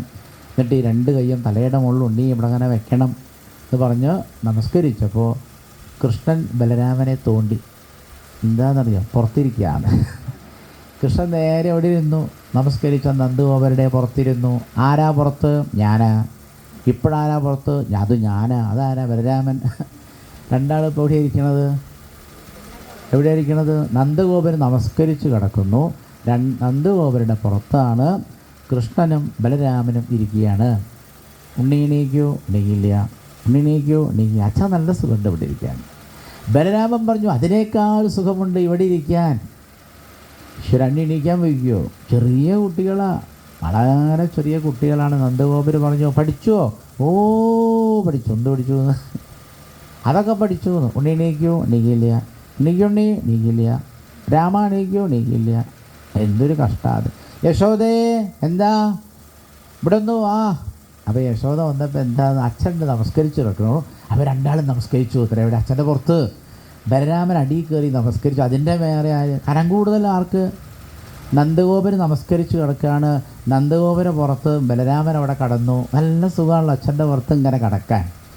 ബലരാമൻ്റെയും പുറത്ത് ആര് കടന്നു? കൃഷ്ണൻ സുഖമായിട്ട് അവിടെ കടന്നു. അമ്മ വന്ന് നോക്കിയപ്പോൾ അമ്മയ്ക്ക് ചിരിച്ചിട്ട് വയ്യ. അമ്മ പറയുകയാണ്, സ്വതവേ എൻ്റെ കഥ എന്താണെന്നറിയോ? ഗൃഹ്യാണി കർത്തുമവിയത്ര നദജനന്യോ ശേഖാത. ഈ യശോദയ്ക്കും രോഹിണിക്കൊന്നും അമ്പാടിയിൽ വീട്ടുജോലികളൊന്നും ചെയ്യാൻ പറ്റാറില്ല. എന്താ കാര്യം? ഇവരുടെ ഈ വികൃതി കാരണം എന്തെങ്കിലും ഒരു ജോലി വീട്ടിൽ മര്യാദയ്ക്ക് നടക്കാറുണ്ടോ? ഗൃഹ്യാണി കർത്തുമവി. ബാക്കിയൊക്കെ പോട്ടെ, ഇതാണ് ഗൃഹ്യാണി എന്ന് പറഞ്ഞത്. വീട്ടിലുള്ള ജോലികൾ പോലും അവർക്ക് ചെയ്യാൻ പറ്റണില്ല. അപ്പോൾ ഇടയ്ക്ക് നന്ദഗോപുരം അത്രേ ആരെ നോക്കുക? ഈ കുട്ടികളെ നോക്കുക. ഇപ്പം യശോദയ്ക്ക് ചിരിയൊന്നും എന്താ, മൂന്നാളും അവിടെ കിടക്കുകയാണ് അല്ലേ. അപ്പോൾ പറഞ്ഞ് യശോദയെ അവരൊന്ന് എണീപ്പിക്കൂ. അപ്പോൾ അമ്മ ഇങ്ങനെ അടുത്തേക്ക് വന്നു. അപ്പോൾ ഭഗവാനാണല്ലോ ഏറ്റവും മുകളിൽ. ഭഗവാൻ അമ്മയെ നോക്കി, എന്താ ഉണ്ണി? കണ്ണോണ്ടാ പറഞ്ഞത്, വായോണ്ടല്ല. എനിക്ക് നല്ല ഉണ്ണിയല്ലേ എനിക്ക് പാല് തരാ. ബലരാമൻ നോക്കി, എന്തോ പാല് തരാ, നല്ല പാല് തരാന്ന്, നല്ല പാല് തരാന്ന് കണ്ട് പറഞ്ഞപ്പോൾ രണ്ടാളും ചാടി. യശോദ കൊണ്ട് നന്ദഗോപുരം എണീറ്റു. പറഞ്ഞില്ലേ, പ്രശ്നം പരിഹരിക്കണമെങ്കിൽ ആര് വേണം? പ്രശ്നം പരിഹരിക്കണമെങ്കിൽ അമ്മ വേണം. ആ അമ്മ ഇല്ലാണ്ട് ഒരു ദിവസം അവിടെ ഇരിക്കാൻ വയ്യ. ഒരു ദിവസം യശോദ ചോദിച്ചു അത്രേ, ഞാനേ അവിടെ എൻ്റെ ഒരു ബന്ധുണ്ട്, അവിടെ ഒന്ന് പോയി വരട്ടെ, 4 ദിവസം കഴിഞ്ഞ് വരാമെന്ന് പറഞ്ഞു. ഇങ്ങോട്ട് പോരുതേ, 4 ദിവസം കഴിഞ്ഞ് ഇങ്ങോട്ട് വരാം. നന്ദഗോപുരം സമ്മതിച്ചാലേ ആര് പോവുള്ളൂ? യശോദ പോവുള്ളൂ. യശോദേ പോകാൻ പാടില്ല. നന്ദഗോപുരം ശ്ലോകാട് ചൊല്ലി ഇത്രേ. അതായത് കുട്ടികളുണ്ടെങ്കിൽ ആ കുട്ടികളെ അമ്മ എപ്പോഴും നോക്കണം എന്നുള്ള ശ്ലോകം നന്ദഗോപുരം ചൊല്ലിയപ്പോൾ യശോദ പറഞ്ഞു, അങ്ങനെ ഒരു പ്രമാണം ഉണ്ടല്ലേ? അതുകൊണ്ട് എന്ത് ചെയ്യാൻ പാടില്ല. അതുകൊണ്ട് നീ അവിടെ ഇവിടെ ഒന്നും പോയിരിക്കണ്ട. അതുകൊണ്ട് യശോദ എങ്ങോട്ടും പോകാറില്ല. നന്ദഗോപുരം ഇടയ്ക്ക് പോവും. നന്ദഗോപുരയ്ക്ക് നികുതി അടയ്ക്കാനാണ്, ഇതാണെന്നൊക്കെ പറഞ്ഞിട്ട് നന്ദഗോപുരം ഇടയ്ക്കിടയ്ക്ക് മധുരയ്ക്കും ഒക്കെ പോകുന്നുണ്ട്. ഒക്കെ ഭാഗവത്തിൽ വർണ്ണിച്ചിട്ടുണ്ട്. പക്ഷേ യശോദ ഭഗവാൻ വന്നതിന് ശേഷം ഓരോറ്റ ദിവസം ബന്ധുഗൃഹങ്ങളിലും പോലും പോണില്ല. എന്താ കാര്യത്തെ മനസ്സിലായോ? ഇതിനേക്കാൾ വലിയൊരു ബന്ധുവിനെ ഇനി കിട്ടാനില്ല. അതുകൊണ്ടാണ്, ഇതിനേക്കാൾ നല്ല ബന്ധുവിനില്ലാത്തത് കൊണ്ട് യശോദ എന്നും ആരുടെ കൂടെയാണ്? കണ്ണൻ്റെ കൂടെയാണ്. പിന്നെ വൈകുന്നേരം ഇതൊക്കെ കഴിഞ്ഞപ്പോൾ നമസ്കാരമൊക്കെ കഴിഞ്ഞിട്ട് ഇന്നിപ്പോൾ നമസ്കാരം ഉണ്ടായില്ല. അതെന്താ കാരണം? കൃഷ്ണനും ബലരാമനും ആരെയും നമസ്കരിക്കാൻ വയ്യ, ഈ കാളിയെ നമസ്കരിക്കാൻ വയ്യ. നന്ദഗോപുരം ഇതൊക്കെ മറന്നും പോയി. ഭഗവാൻ ഉള്ളിൽ കയറി ഇത്ര എവിടെ അച്ഛൻ്റെ തലേൻ്റെ ഉള്ളിൽ കയറിയിട്ട് അവിടെ ചെറിയ ഒരു നാടിയുണ്ട്. ഒരു ചെറിയൊരു നാടി ലേശം ഇളക്കി പുറത്തേക്ക് വെച്ചു അത്ര. എന്തിനാത്? ആ കാര്യം മറന്നു പോകാനാണ്. മറ്റു ദിവസവും പറയേ നമസ്കരിക്കും, ഇന്നലെ പറഞ്ഞതല്ലേ, ഞാൻ പറഞ്ഞതല്ലേ നമുക്ക് പറയില്ലേ. അപ്പോൾ ആ തലേൻ്റെ ഉള്ളിൽ ഭഗവാൻ അവിടെ ചെറിയ അതിസൂക്ഷ്മമായിരിക്കുന്നൊരു നാടിയുണ്ട്. അത് ലേശപ്പുറത്തേക്ക് ആക്കിയപ്പോൾ എന്തായി കഴിഞ്ഞു? ഈ കാര്യം പിന്നെ ജന്മത്ത് പറഞ്ഞില്ല അത്രേ. ഇപ്പോൾ ബലരാമൻ പറഞ്ഞു, പരിപാടി നന്നായിട്ടോ, നാഡീശോധന. ഈ നാഡീശോധന കേമായി. അതാ ഞാൻ പറഞ്ഞത്, എൻ്റെ ഏട്ടനായിട്ട് വന്നാൽ മതി. കഴിഞ്ഞ അവതാരത്തിൽ അനിയനായിട്ടാണ് വന്നത്. എന്നിട്ട് അന്ന് ഈ രാമാവതാരമൊക്കെ കഴിഞ്ഞ് ഇവരൊക്കെ പട കുളിക്കാൻ പോയി. എങ്ങോട്ട്? സരയൂല്. രാമാവതാരമൊക്കെ കെങ്കേമായി, അധികമായി. എല്ലാവരും കൂടി സരയൂൽ കുളിക്കുക, എൻ്റെ കൂടെ കുളിക്കണം, എല്ലാവർക്കും മോക്ഷം തരാമെന്നൊക്കെ പറഞ്ഞിട്ടേ. അപ്പോൾ എല്ലാവരും ഇങ്ങനെ വരണേ ഉള്ളൂ. സരയൂ കുളിക്കാൻ വേണ്ടി ആൾക്കാരൊക്കെ തന്നെ വരുമ്പോൾ ലക്ഷ്മണനുണ്ട്, ശ്രീരാമനുണ്ട്. ഏതായാലും നമ്മുടെ എല്ലാ ലീലകളൊക്കെ പൂർത്തിയായി. എന്നിട്ട് പറഞ്ഞു, എങ്ങനെ ഉണ്ടായിരുന്നു ആകപ്പാടെ ലക്ഷ്മണ രാമാവതാരം എങ്ങനെ ഉണ്ടായിരുന്നു? അപ്പോൾ ലക്ഷ്മണൻ അനന്തനാണല്ലോ. ലക്ഷ്മണൻ പറഞ്ഞു, എനിക്കൊരു കാര്യം പറയാൻ, എന്നോട് അഭിപ്രായം ചോദിച്ചുകൊണ്ടാണ് ഞാൻ പറഞ്ഞത്. ഈ തവണ ഞാൻ അനിയനായിട്ട് വന്നിട്ട് ഞാൻ വല്ലാണ്ട കഷ്ടത്തിലായി. ആ ഗർഭിണിയായ സീതയെ കാട്ടുകൊണ്ടുപോയി ഉപേക്ഷിക്കാനൊക്കെ ഏട്ടനായതുകൊണ്ടല്ലേ ഞാൻ പറഞ്ഞു, വിഷമമായിരിക്കും, വല്ലാത്ത വിഷമമായി. അതുകൊണ്ട് ഇനിയൊരവതാരം ഉണ്ടെങ്കിൽ ഞാൻ അനുജനായിട്ട് വരില്ല. ശ്രീരാമൻ പറഞ്ഞു, വേണ്ട, ഏട്ടനായിട്ട് വന്നാൽ മതി. ഉറപ്പല്ലേ? ആൾക്കാരൊക്കെ എത്തി കുളിക്കാം, ഉറപ്പാണല്ലോ. അത് ഇനിയൊരവതാരം ഉണ്ടെങ്കിൽ ലക്ഷ്മണ നീ ജ്യേഷ്ഠനാണ്. അന്നേ പറഞ്ഞ് തീരുമാനിച്ച കുളിക്കല്ലേ, എല്ലാവരോടി സ്വയമധസരയോ മഗ്ന നിശേഷഭൃത്തി സാഗം നാഗം പ്രയാതോ. കുളിച്ചെല്ലാവരും കൂടി വൈകുണ്ഠത്തിൽ. അങ്ങനെ വൈകുണ്ഠത്തിലെത്തിരി ത്രേതായുഗമൊക്കെ കഴിഞ്ഞു. പിന്നെ കുറേ കാലം കഴിഞ്ഞപ്പോഴാണല്ലോ ഈ കംസൻ, പ്രലംബൻ, ബഗൻ, ചാണൂരൻ, തൃണാവർത്തൻ, ജരാസന്ധൻ, ഇങ്ങനെ പൂതന, കേശി, ധേനുകൻ, അരിഷ്ടൻ, പറഞ്ഞാൽ തീരാത്തോണ്ട് ഞാൻ നിർത്തുകയാണ്. ഇവന്മാരെല്ലാവരും കൂടി എവിടെ വന്നു? ഭൂമിയിൽ വന്നങ്ങോട്ട് നിറഞ്ഞപ്പോഴാണ് ഭഗവാൻ അവിടെ ഇങ്ങനെ കിടക്കുക. എവിടെ? പാലാഴിയിൽ ഭഗവാൻ അങ്ങനെ കിടക്കുന്ന സമയത്ത് ഒരു ദിവസം അനന്തനോട് പറഞ്ഞു, അതെ, അവതരിക്കാനുള്ള നേരം ഏകദേശം ആവാറായി, അതുകൊണ്ട് ഞാൻ ഏതായാലും അവതരിക്കാൻ തീർച്ചയാക്കിയിട്ടുണ്ട്. എന്താ ഭാവം ചോദിച്ചു. ആരോട്? അനന്തനോട് ചോദിച്ചു. അപ്പോൾ പറഞ്ഞു, ഞാൻ അന്ന് പറഞ്ഞത് ഓർമ്മയില്ലേ? എന്തായിരുന്നു? മനസ്സിലായി. ഏട്ടൻ എന്നാൽ ശരി, ആദ്യം പൊക്കോളൂ, എന്നാൽ ആദ്യം പൊക്കോളൂ, ഞാൻ പിന്നാലെ. അങ്ങനെയാണ് ഈ അനന്തനെ ഭഗവാൻ ആദ്യമേ പറഞ്ഞു വെച്ചു. അങ്ങനെ അനന്തൻ എന്തായി? അങ്ങനെയാണ് അനന്തൻ ആദ്യം വന്ന് ഈ രോഹിണിയുടെയും ദേവകിയുടെയും മകനായിട്ട് അവതരിക്കും. രണ്ടമ്മമാരാ. നോക്കണേ, ആദ്യം കുറച്ച് ദിവസം എവിടെ ഇരുന്നു അനന്തൻ? അത് ധരിച്ചില്ല അല്ലേ? അത് അങ്ങനെയാണ്, ധരിക്കേണ്ടോ ഒക്കെ ധരിച്ചോ. ഈ അമ്മമായും പൊളിച്ചിരിക്കും. അങ്ങനെയുണ്ടോ? ഇല്ലാണ്ട്. ഈ അനന്തൻ വന്നിട്ട് ബലരാമനാവാൻ വേണ്ടി ആദ്യം കുറച്ച് ദിവസം ഏതമ്മയുടെ വയറ്റിലിരുന്നു? ദേവകിയുടെ വയറ്റിലിരുന്നു. അത് കഴിഞ്ഞ് കുറച്ച് കഴിഞ്ഞപ്പോൾ ഏതോ ഒരു സ്ത്രീ വന്നു അത്രേ. ആരെ എടുക്കാൻ? അനന്തനെ എടുക്കാൻ. നല്ല ഭംഗിയുള്ള സ്ത്രീയാണ്. അപ്പോൾ അനന്തൻ ചോദിച്ചു, ഹൂ ആർ യു എന്ന്. സംസ്കൃതത്തിൽ, ഇംഗ്ലീഷിലല്ല. നിങ്ങൾക്ക് സംസ്കൃതം അറിയാത്തതുകൊണ്ട് ഞാൻ ഇംഗ്ലീഷിൽ പറഞ്ഞതാണ്. നല്ല സുന്ദരിയായ ഒരു സ്ത്രീ ഇങ്ങോട്ട് വന്നു അത്രേ. മായാന്നാ പേര്, ഭഗവാൻ പറഞ്ഞയച്ചതാ. എന്നിട്ട് എവിടെയാണ് വന്നത്? ദേവകിയുടെ ഉദരത്തിൽ അവിടെ വന്ന്. അപ്പോൾ ഉടനെ ബലരാമൻ ചോദിച്ചു, ആരാ? അപ്പോൾ പറഞ്ഞു, മായ. എന്തിനാ വന്നത്? എന്നെ എടുക്കാനോ? അല്ല കരി, എന്നെ എടുക്കാൻ പറ്റില്ല എന്ന് പറഞ്ഞു. ഞാൻ അനന്തനാണ്, എൻ്റെ ശക്തി എത്രയാണ്? അപ്പോൾ പറഞ്ഞു, കൃഷ്ണൻ പറഞ്ഞതാണ്. ആദ്യം ഒന്നെടുത്തോളൂ. കൃഷ്ണൻ പറഞ്ഞാൽ എടുത്തു. ആരെടുത്തു? മായാഭഗവതി ശ്രീകൃഷ്ണൻ പറഞ്ഞതനുസരിച്ച് ദേവകിയുടെ വയറ്റിൽ കിടക്കുന്ന ആ കുഞ്ഞിനെ അവിടുന്ന് എടുക്കണ്ടേ? അമ്മയ്ക്ക് പോറൽ പോലും പറ്റരുത്. ദേവകിക്ക് യാതൊരു പോറലും പറ്റാതെ, ഈ ബലരാമന് പോറലും പറ്റാതെ ആ ഉണ്ണിയെ അവിടുന്ന് മെല്ലെ ആരെടുത്തു? ആ അമ്മ എടുത്ത് പുറത്തു കൊണ്ടുവന്നു. എന്നിട്ട് ചോദിച്ചു, എങ്ങോട്ടാ പോണതെന്നോ? അതൊക്കെ പറഞ്ഞുതരാമെന്ന് പറഞ്ഞു. നേരെ കൊണ്ടുപോയിട്ട് എവിടെ വെച്ചു? രോഹിണി എന്ന് പറഞ്ഞൊരു സ്ത്രീ. ആ രോഹിണിയുടെ വയറ്റിൻ്റെ ഉള്ളിൽ കൊണ്ടുവച്ചിട്ട് പറഞ്ഞു, ഞാൻ ഇറങ്ങായിട്ടോ. ഇതും കൃഷ്ണൻ പറഞ്ഞിട്ടാണോ? അതെ അല്ലേ? അന്ന് എനിക്കൊന്നും പറയാനില്ല. അപ്പോൾ പറഞ്ഞത് എന്താണെന്നറിയോ? അവിടുത്തെ പോലെ തന്നെയാണല്ലോ എവിടുത്തെ മാതിരി. അവിടെ എന്തോ ഒരു പരമാനന്ദമായിരുന്നു. ഇവിടെ ആ അമ്മയുടെ വയറ്റിലിരിക്കാൻ പരമാനന്ദമായിരുന്നു. ഇവിടെയും പരമാനന്ദ. അപ്പോൾ ആ പെൺകുട്ടി പറഞ്ഞു, എന്നാൽ പരമാനന്ദമായിട്ട് അവിടെ ഇരുന്നോളൂ കേട്ടോ, എനിക്ക് വേറെയും കുറേ കാര്യം ചെയ്യാണ്ടെന്നോ. ഞാൻ പോയി, മായാഭഗവതി പോയി. അങ്ങനെയാണ് ഈ ബലരാമന് രണ്ടമ്മയാ. ആരാ? ദേവകിയും അമ്മയാണ്, രോഹിണിയും അമ്മയാണ്. അതുകൊണ്ടാണ് ബലരാമൻ ഏട്ടനായിട്ട് വന്നത്. ഏട്ടനായിട്ട് വന്ന ബലരാമൻ എന്താ വിചാരിച്ചതെന്നറിയോ? ഞാൻ ഏട്ടനായതുകൊണ്ട് ഞാൻ പറയണക്കാർ കേട്ടോളൂ. കഴിഞ്ഞ അവതാരത്തിൽ ലക്ഷ്മണൻ കുടുങ്ങിയില്ലേ? ശ്രീരാമൻ ജ്യേഷ്ഠനായതുകൊണ്ട് ശ്രീരാമൻ പറഞ്ഞൊക്കെ കേൾക്കണ്ടേ? എന്നിട്ടല്ലേ ഗർഭിണിമഭ്യഹാസി, ഗർഭിണിയായ സീതയെ കാട്ടിൽ പോലും കൊണ്ടുപോയി ഉപേക്ഷിക്കേണ്ടി വന്നു. ആർക്ക്? ലക്ഷ്മണനും. ബലരാമൻ വിചാരിച്ചു, ഈ അവതാരം ഏതായാലും എനിക്ക് പരമാനന്ദം. ദേവി പറഞ്ഞിട്ടുണ്ടല്ലോ, പരമാനന്ദമായിട്ടിരുന്നോളാം. എന്താ കാരണം? ഞാൻ ജ്യേഷ്ഠനായതുകൊണ്ട് ഞാൻ എന്താണോ പറയുന്നത് അതാര് കേട്ടിരിക്കും? കൃഷ്ണൻ കേട്ടിരിക്കും.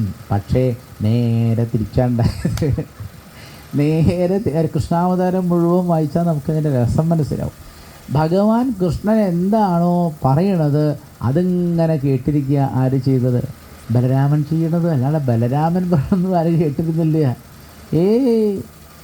അപ്പോൾ ഒരു ദിവസം ഭഗവാൻ പുറപ്പെട്ടു ഉത്തര കാട്ടിലേക്ക്. ഒരു ദിവസം ഭഗവാൻ കാട്ടിലേക്ക് പുറപ്പെട്ടപ്പം ബലരാമൻ പറഞ്ഞു, വയ്യ, ആകപ്പാടെ വയ്യ, എന്താണെന്നറിയില്ല, ഒരു മേല് വേദന. മേല് വേദനയോ? അപ്പോൾ അടുത്ത് കൊണ്ട് ചെവിയിൽ ചോദിച്ചു, അനന്തനാണെന്ന് മറന്നുപോയോ എന്ന്. അപ്പോൾ ബലരാമൻ പറഞ്ഞു, അനന്തനൊക്കെയാണ്, എന്താണെന്നറിയില്ല, ആകപ്പാടൊരു വയ്യ, അതുകൊണ്ട് ഞാനിന്ന് എങ്ങോട്ട് വരുന്നില്ല. അങ്ങനെ ചില ദിവസം പോയിട്ടില്ല, ലീവ് എടുക്കുക എന്ന് പറയില്ല. അപ്പോൾ കൃഷ്ണന് മനസ്സിലായി ഇന്ന് ബലരാമേട്ടൻ നാട്ടിലേക്ക് ലീലയാടാൻ വരണില്ല. കാരണം എന്താണെന്നറിയോ? അന്ന് പാമ്പിൻ്റെ തലയിൽ നൃത്തം വയ്ക്കാൻ പോവുക. പാമ്പിൻ്റെ അന്നത്തെ ഈ ബലരാമൻ ലീവ് എടുക്കണമെന്ന് വിചാരിച്ച അന്നാണ് കൃഷ്ണൻ എന്ത് ചെയ്യുന്നത്, കാളിന്തിയിൽ കാളിയൻ്റെ പടം, അങ്ങനെ ഒരു കഥ കേട്ടിട്ടില്ലേ, അന്നാണ്. പക്ഷേ എന്തേ കാര്യം ഉണ്ടായി?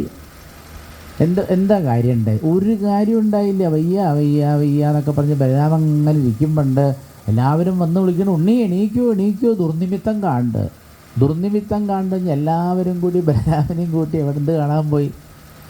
കാളിയമർദ്ദനം കാണാൻ പോയില്ലേ? കാളിയനൊന്നായിട്ട് കൃഷ്ണനെ ചുറ്റി പിടിച്ചിങ്ങനെ നിൽക്കുകയാണ്, പീലി മാത്രം പുറത്തേക്ക് കാണാണ്ട്. അപ്പോഴാണ് യശോദ മുതലായ ആൾക്കാർ ചാടാൻ പുറപ്പെട്ടപ്പോൾ ബലരാമൻ ഇടിവെട്ടുന്ന ശബ്ദം അത്രേ. എന്തെങ്ങനെ ശബ്ദം?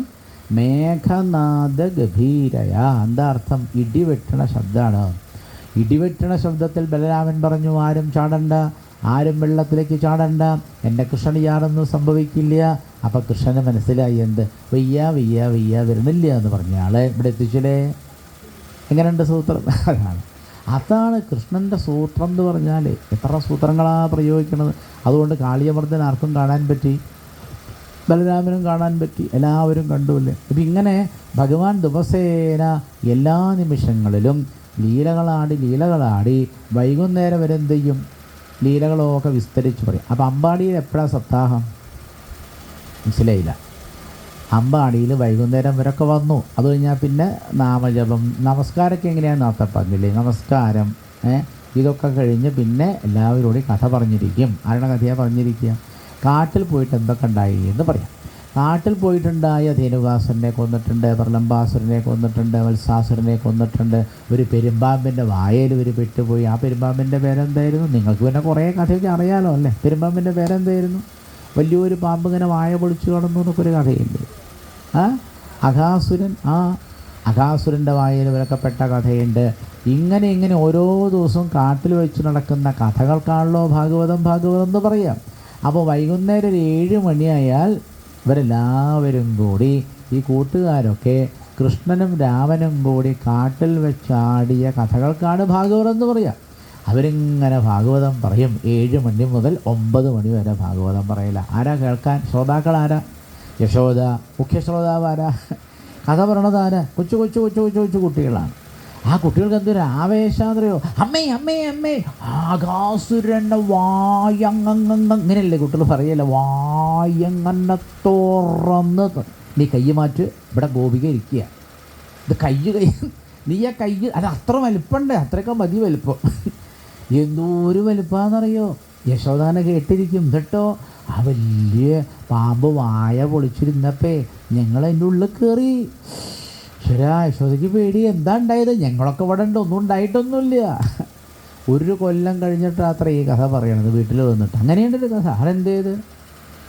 അത് എന്തൊക്കെ അത്ഭുതങ്ങളാണെന്നൊരു 1 കൊല്ലം കഴിഞ്ഞിട്ടാണ് ഈ അഘാസുരൻ്റെ വായയിൽപ്പെട്ട കഥകളൊക്കെ ഈ കൊച്ചു കൂട്ടുകാർ വീട്ടിൽ വന്ന് പറഞ്ഞത്. എന്താ കാരണം എന്നറിയണേ? ഭാഗവതം മുഴുവൻ ആഴത്തിലിരുന്ന് പഠിച്ചാലേ ഇതിൻ്റെ ഉത്തരം പറയാൻ പറ്റുള്ളൂ. ആ കഥയുടെ പേരാണ് വത്സസ്തേയം അല്ലേ. ബ്രഹ്മാവിനെ പോലും ഭഗവാൻ എന്ത് ചെയ്തു? മോഹിപ്പിച്ചു. ബ്രഹ്മാവിനെ മോഹിപ്പിച്ചപ്പോൾ ബ്രഹ്മാവ് എന്താ ചെയ്തത്? ബ്രഹ്മാവ് തുടങ്ങിയത്രേ നമസ്കാരം. അങ്ങനെ അന്ന് കൃഷ്ണൻ വൃന്ദാവനത്തിൽ ചെറിയ ഒരു ചോറിൻ്റെ ഉരുളയും കയ്യിൽ പിടിച്ചിരിക്കുമ്പോഴാണ് ബ്രഹ്മാവ് ആരെ നമസ്കരിക്കണത്?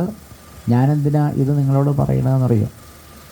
നമുക്കൊക്കെ പലപ്പോഴും തോറും നമ്മൾ കേമനാണ് അല്ലേ. എന്തെങ്കിലും ഒരു കുറച്ച് പണം കിട്ടി, എന്തെങ്കിലുമൊക്കെ ചെറിയ കാര്യങ്ങൾ കിട്ടുമ്പോൾ നമുക്ക് തോന്നും വലിയ ആൾക്കാരാണ്. അങ്ങനെ തോന്നാണ്ടിരിക്കാനാണ്. സത്യലോകത്തിലെ, ഞാൻ നേരത്തെ വേദത്തെ പറ്റി പറഞ്ഞു, വേദം മുഴുവനും നല്ലതുപോലെ പഠിച്ച ആളാണ് ആര്? ബ്രഹ്മാവ്. ബ്രഹ്മാവിന് ത്രിരന്വേഷ്യ മനീഷയ എന്ന് പറയും ഭാഗവത്. ബ്രഹ്മാവിന് വേദത്തെപ്പറ്റി ഒരു സംശയവുമില്ല. അങ്ങനെ വേദം മുഴുവൻ അറിയുന്ന ബ്രഹ്മാവ് വൃന്ദാവനത്തിൽ വന്ന് ശ്രീകൃഷ്ണ ഭഗവാന്റെ പാദങ്ങളിൽ എത്രയോ തവണ നമസ്കരിച്ചു. എന്നിട്ട് പറഞ്ഞു, അഹോഭാഗ്യം നന്ദഗോപവ്രജോഗസാം യന്മിത്രം പരമാനന്ദം പൂർണ്ണം ബ്രഹ്മ സനാതനം. ബ്രഹ്മാവ് ഭഗവാനെ സ്തുതിച്ച വളരെ പ്രസിദ്ധമായ മന്ത്രമാണ്. ഇവിടെ 1ാമത്തെ സപ്താഹമായതുകൊണ്ട് ഈ ഒരു മന്ത്രമെങ്കിലും ശ്രോതാക്കൾ പഠിക്കുക. ഭഗവാനെ നമസ്കരിക്കാനുള്ള മന്ത്രമാണ്. എന്താണത്? ഒന്നുകൂടി ചൊല്ലി നോക്കൂ. ബ്രഹ്മാവ് വൃന്ദാവനത്തിൽ വന്ന് ആ ചെറിയ കൃഷ്ണൻ ഒരു ചോറിൻ്റെ ഉരുള, പകുതി ചോറിൻ്റെ ഉരുളയും കയ്യിൽ പിടിച്ച് നിൽക്കുമ്പോഴാണ് ആ ബ്രഹ്മാവ് ഈ കൃഷ്ണനെ വീണ് നമസ്കരിച്ചത്. ബ്രഹ്മാവ് പോലും ദിവസേന കൃഷ്ണനെ നമസ്കരിക്കുന്നുണ്ടെങ്കിൽ നമ്മൾ നമസ്കരിക്കണ്ടേ? മനസ്സിലാവുണ്ടോ പറയണത്? ബ്രഹ്മാവ് പോലും ഭഗവാനെ ദിവസേന നമസ്കരിക്കുന്നുണ്ടെങ്കിൽ എത്രയോ നിസ്സാരന്മാരായ മനുഷ്യരായ നമ്മൾ എല്ലാ ദിവസവും ആരെ നമസ്കരിക്കണം? ഭഗവാനെ നമസ്കരിക്കണ്ടേ? അതിനുള്ളൊരു മന്ത്രമാണ് ഏത്? അഹോഭാഗ്യം അഹോഭാഗ്യം നന്ദഗോപവ്രജൗകസാം യന്മിത്രം പരമാനന്ദം പൂർണ്ണം ബ്രഹ്മസനാതനം. എന്താ ബ്രഹ്മാവ് ഇങ്ങനെ പറഞ്ഞതിൻ്റെ അർത്ഥം എന്താ? അഹോഭാഗ്യം അഹോഭാഗ്യം. ഇത് ഞങ്ങളുടെ എല്ലാവരുടെയും അല്ല പറഞ്ഞത്, നന്ദഗോപവ്രജൗകസാം, നന്ദഗോപരുടെയും അമ്പാടിയിൽ താമസിക്കുന്ന എല്ലാവരും വലിയ ഭാഗ്യമുള്ളവരാണ്. കാരണം ബ്രഹ്മത്തിനെ സ്വതവേ എന്ത് ചെയ്യാൻ പറ്റില്ല? തൊടാൻ കിട്ടില്ല. ബ്രഹ്മത്തിനെ കാണാൻ പറ്റില്ല. ബ്രഹ്മത്തിനെ അനുഭവിക്കാൻ പറ്റില്ലല്ലോ. ഇന്ദ്രിയങ്ങളെ കൊണ്ടൊന്നും ബ്രഹ്മത്തിനെ അനുഭവിക്കാൻ പറ്റില്ല. അങ്ങനെയുള്ള ബ്രഹ്മമാണ് വൃന്ദാവനത്തിൽ വെണ്ണയും പാലും ഒക്കെ കട്ട നടക്കുന്ന ഒരു ചെറിയ ഉണ്ണിയായിട്ട് അവതരിച്ചത്. അപ്പോൾ അതുകൊണ്ട് എന്തായി? അമ്പാടിയിലുള്ള ഗോപന്മാർക്കും ഗോപികമാർക്കും എല്ലാവർക്കും ബ്രഹ്മത്തിനെ എന്ത് ചെയ്യാം?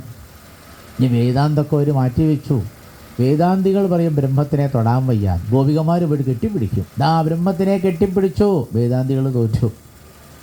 അവർ പറയും ബ്രഹ്മത്തിന് ഒരു സുഗന്ധവും ഇല്ല, ദുർഗന്ധവും ഇല്ല, ഒരു ഗന്ധവും ഇല്ല. ഗോപികമാർ നോക്കണ സമയത്ത് കൃഷ്ണൻ എന്തൊരു സുഗന്ധാന്നറിയോ? കൃഷ്ണൻ അടുത്തു കൂടെ പോയാൽ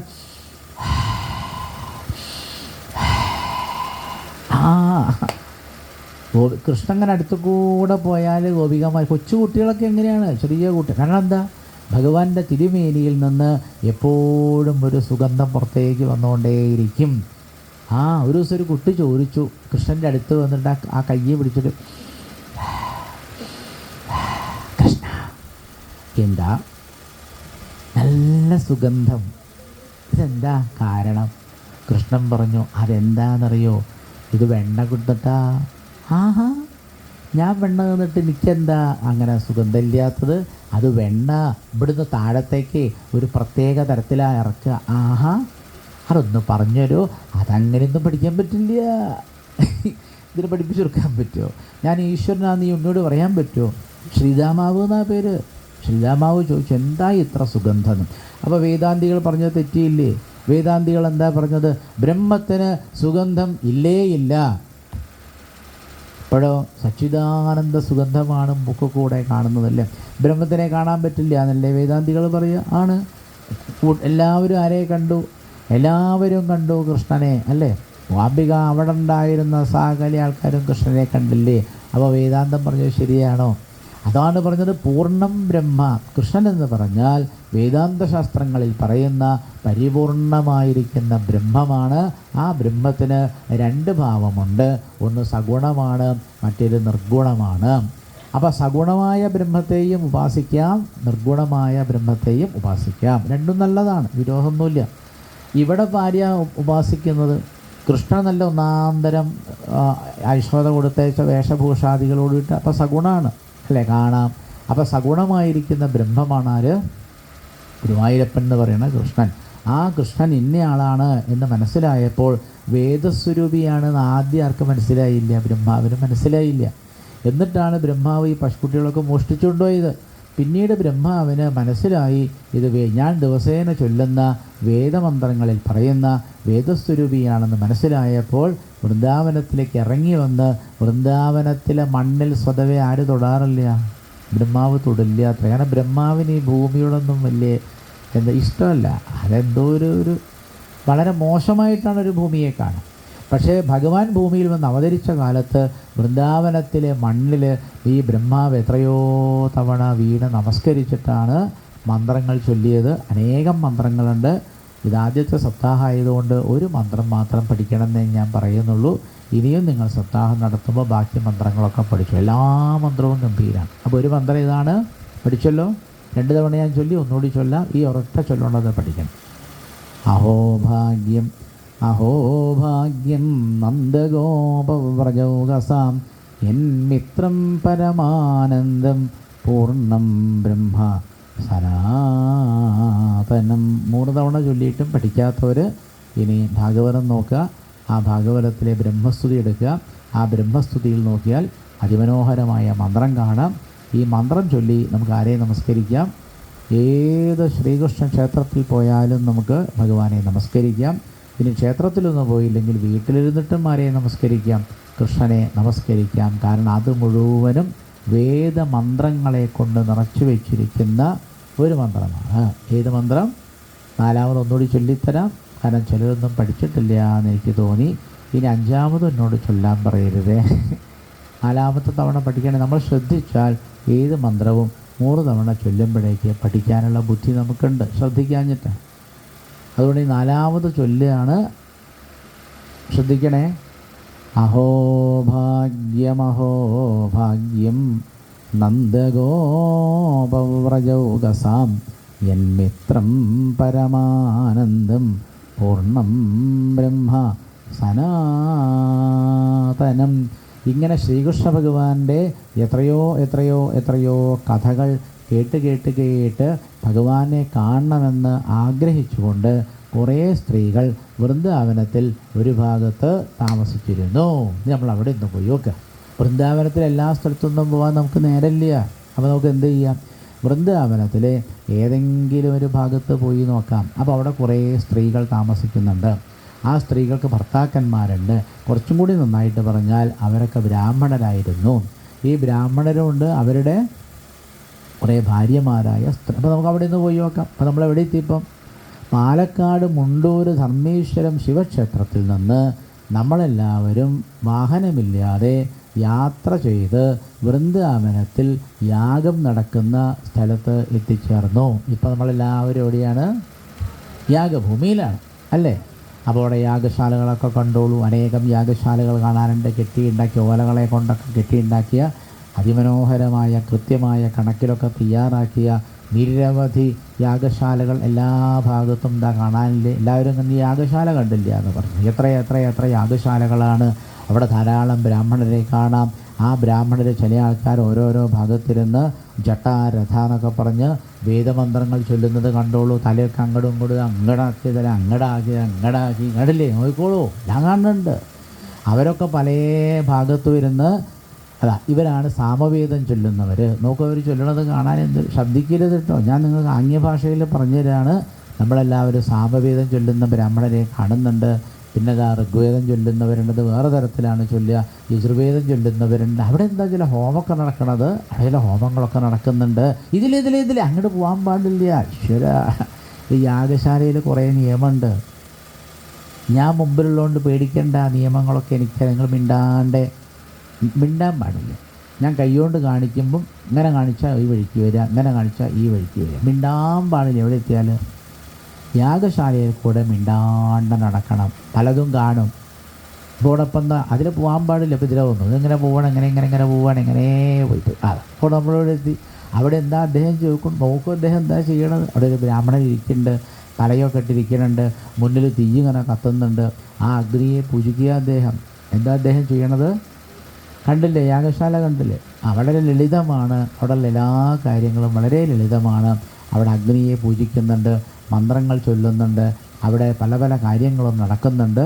അപ്പോൾ ഇനി നമുക്ക് വേറൊരു ഭാഗത്ത് പോയി നോക്കാം. അപ്പോൾ യാഗശാലയൊക്കെ ഏകദേശമൊക്കെ എല്ലാ ഭാഗവും കണ്ടു. പലതരത്തിലുള്ള പാത്രങ്ങളൊക്കെ കണ്ടു.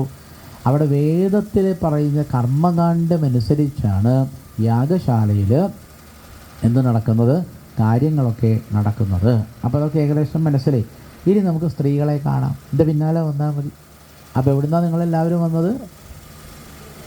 പാലക്കാട് മുണ്ടൂർ ധർമ്മേശ്വരം എന്ന് പറയുന്ന സ്ഥലത്തുനിന്നും അതിൻ്റെ പരിസര പ്രദേശത്തുനിന്നും വന്ന നമ്മളെല്ലാവരും ഇനി പ്രവേശിക്കുന്നത് പത്നീശാല എന്ന് പറയുന്ന സ്ഥലത്തേക്കാണ്. എവിടേക്കാണ്?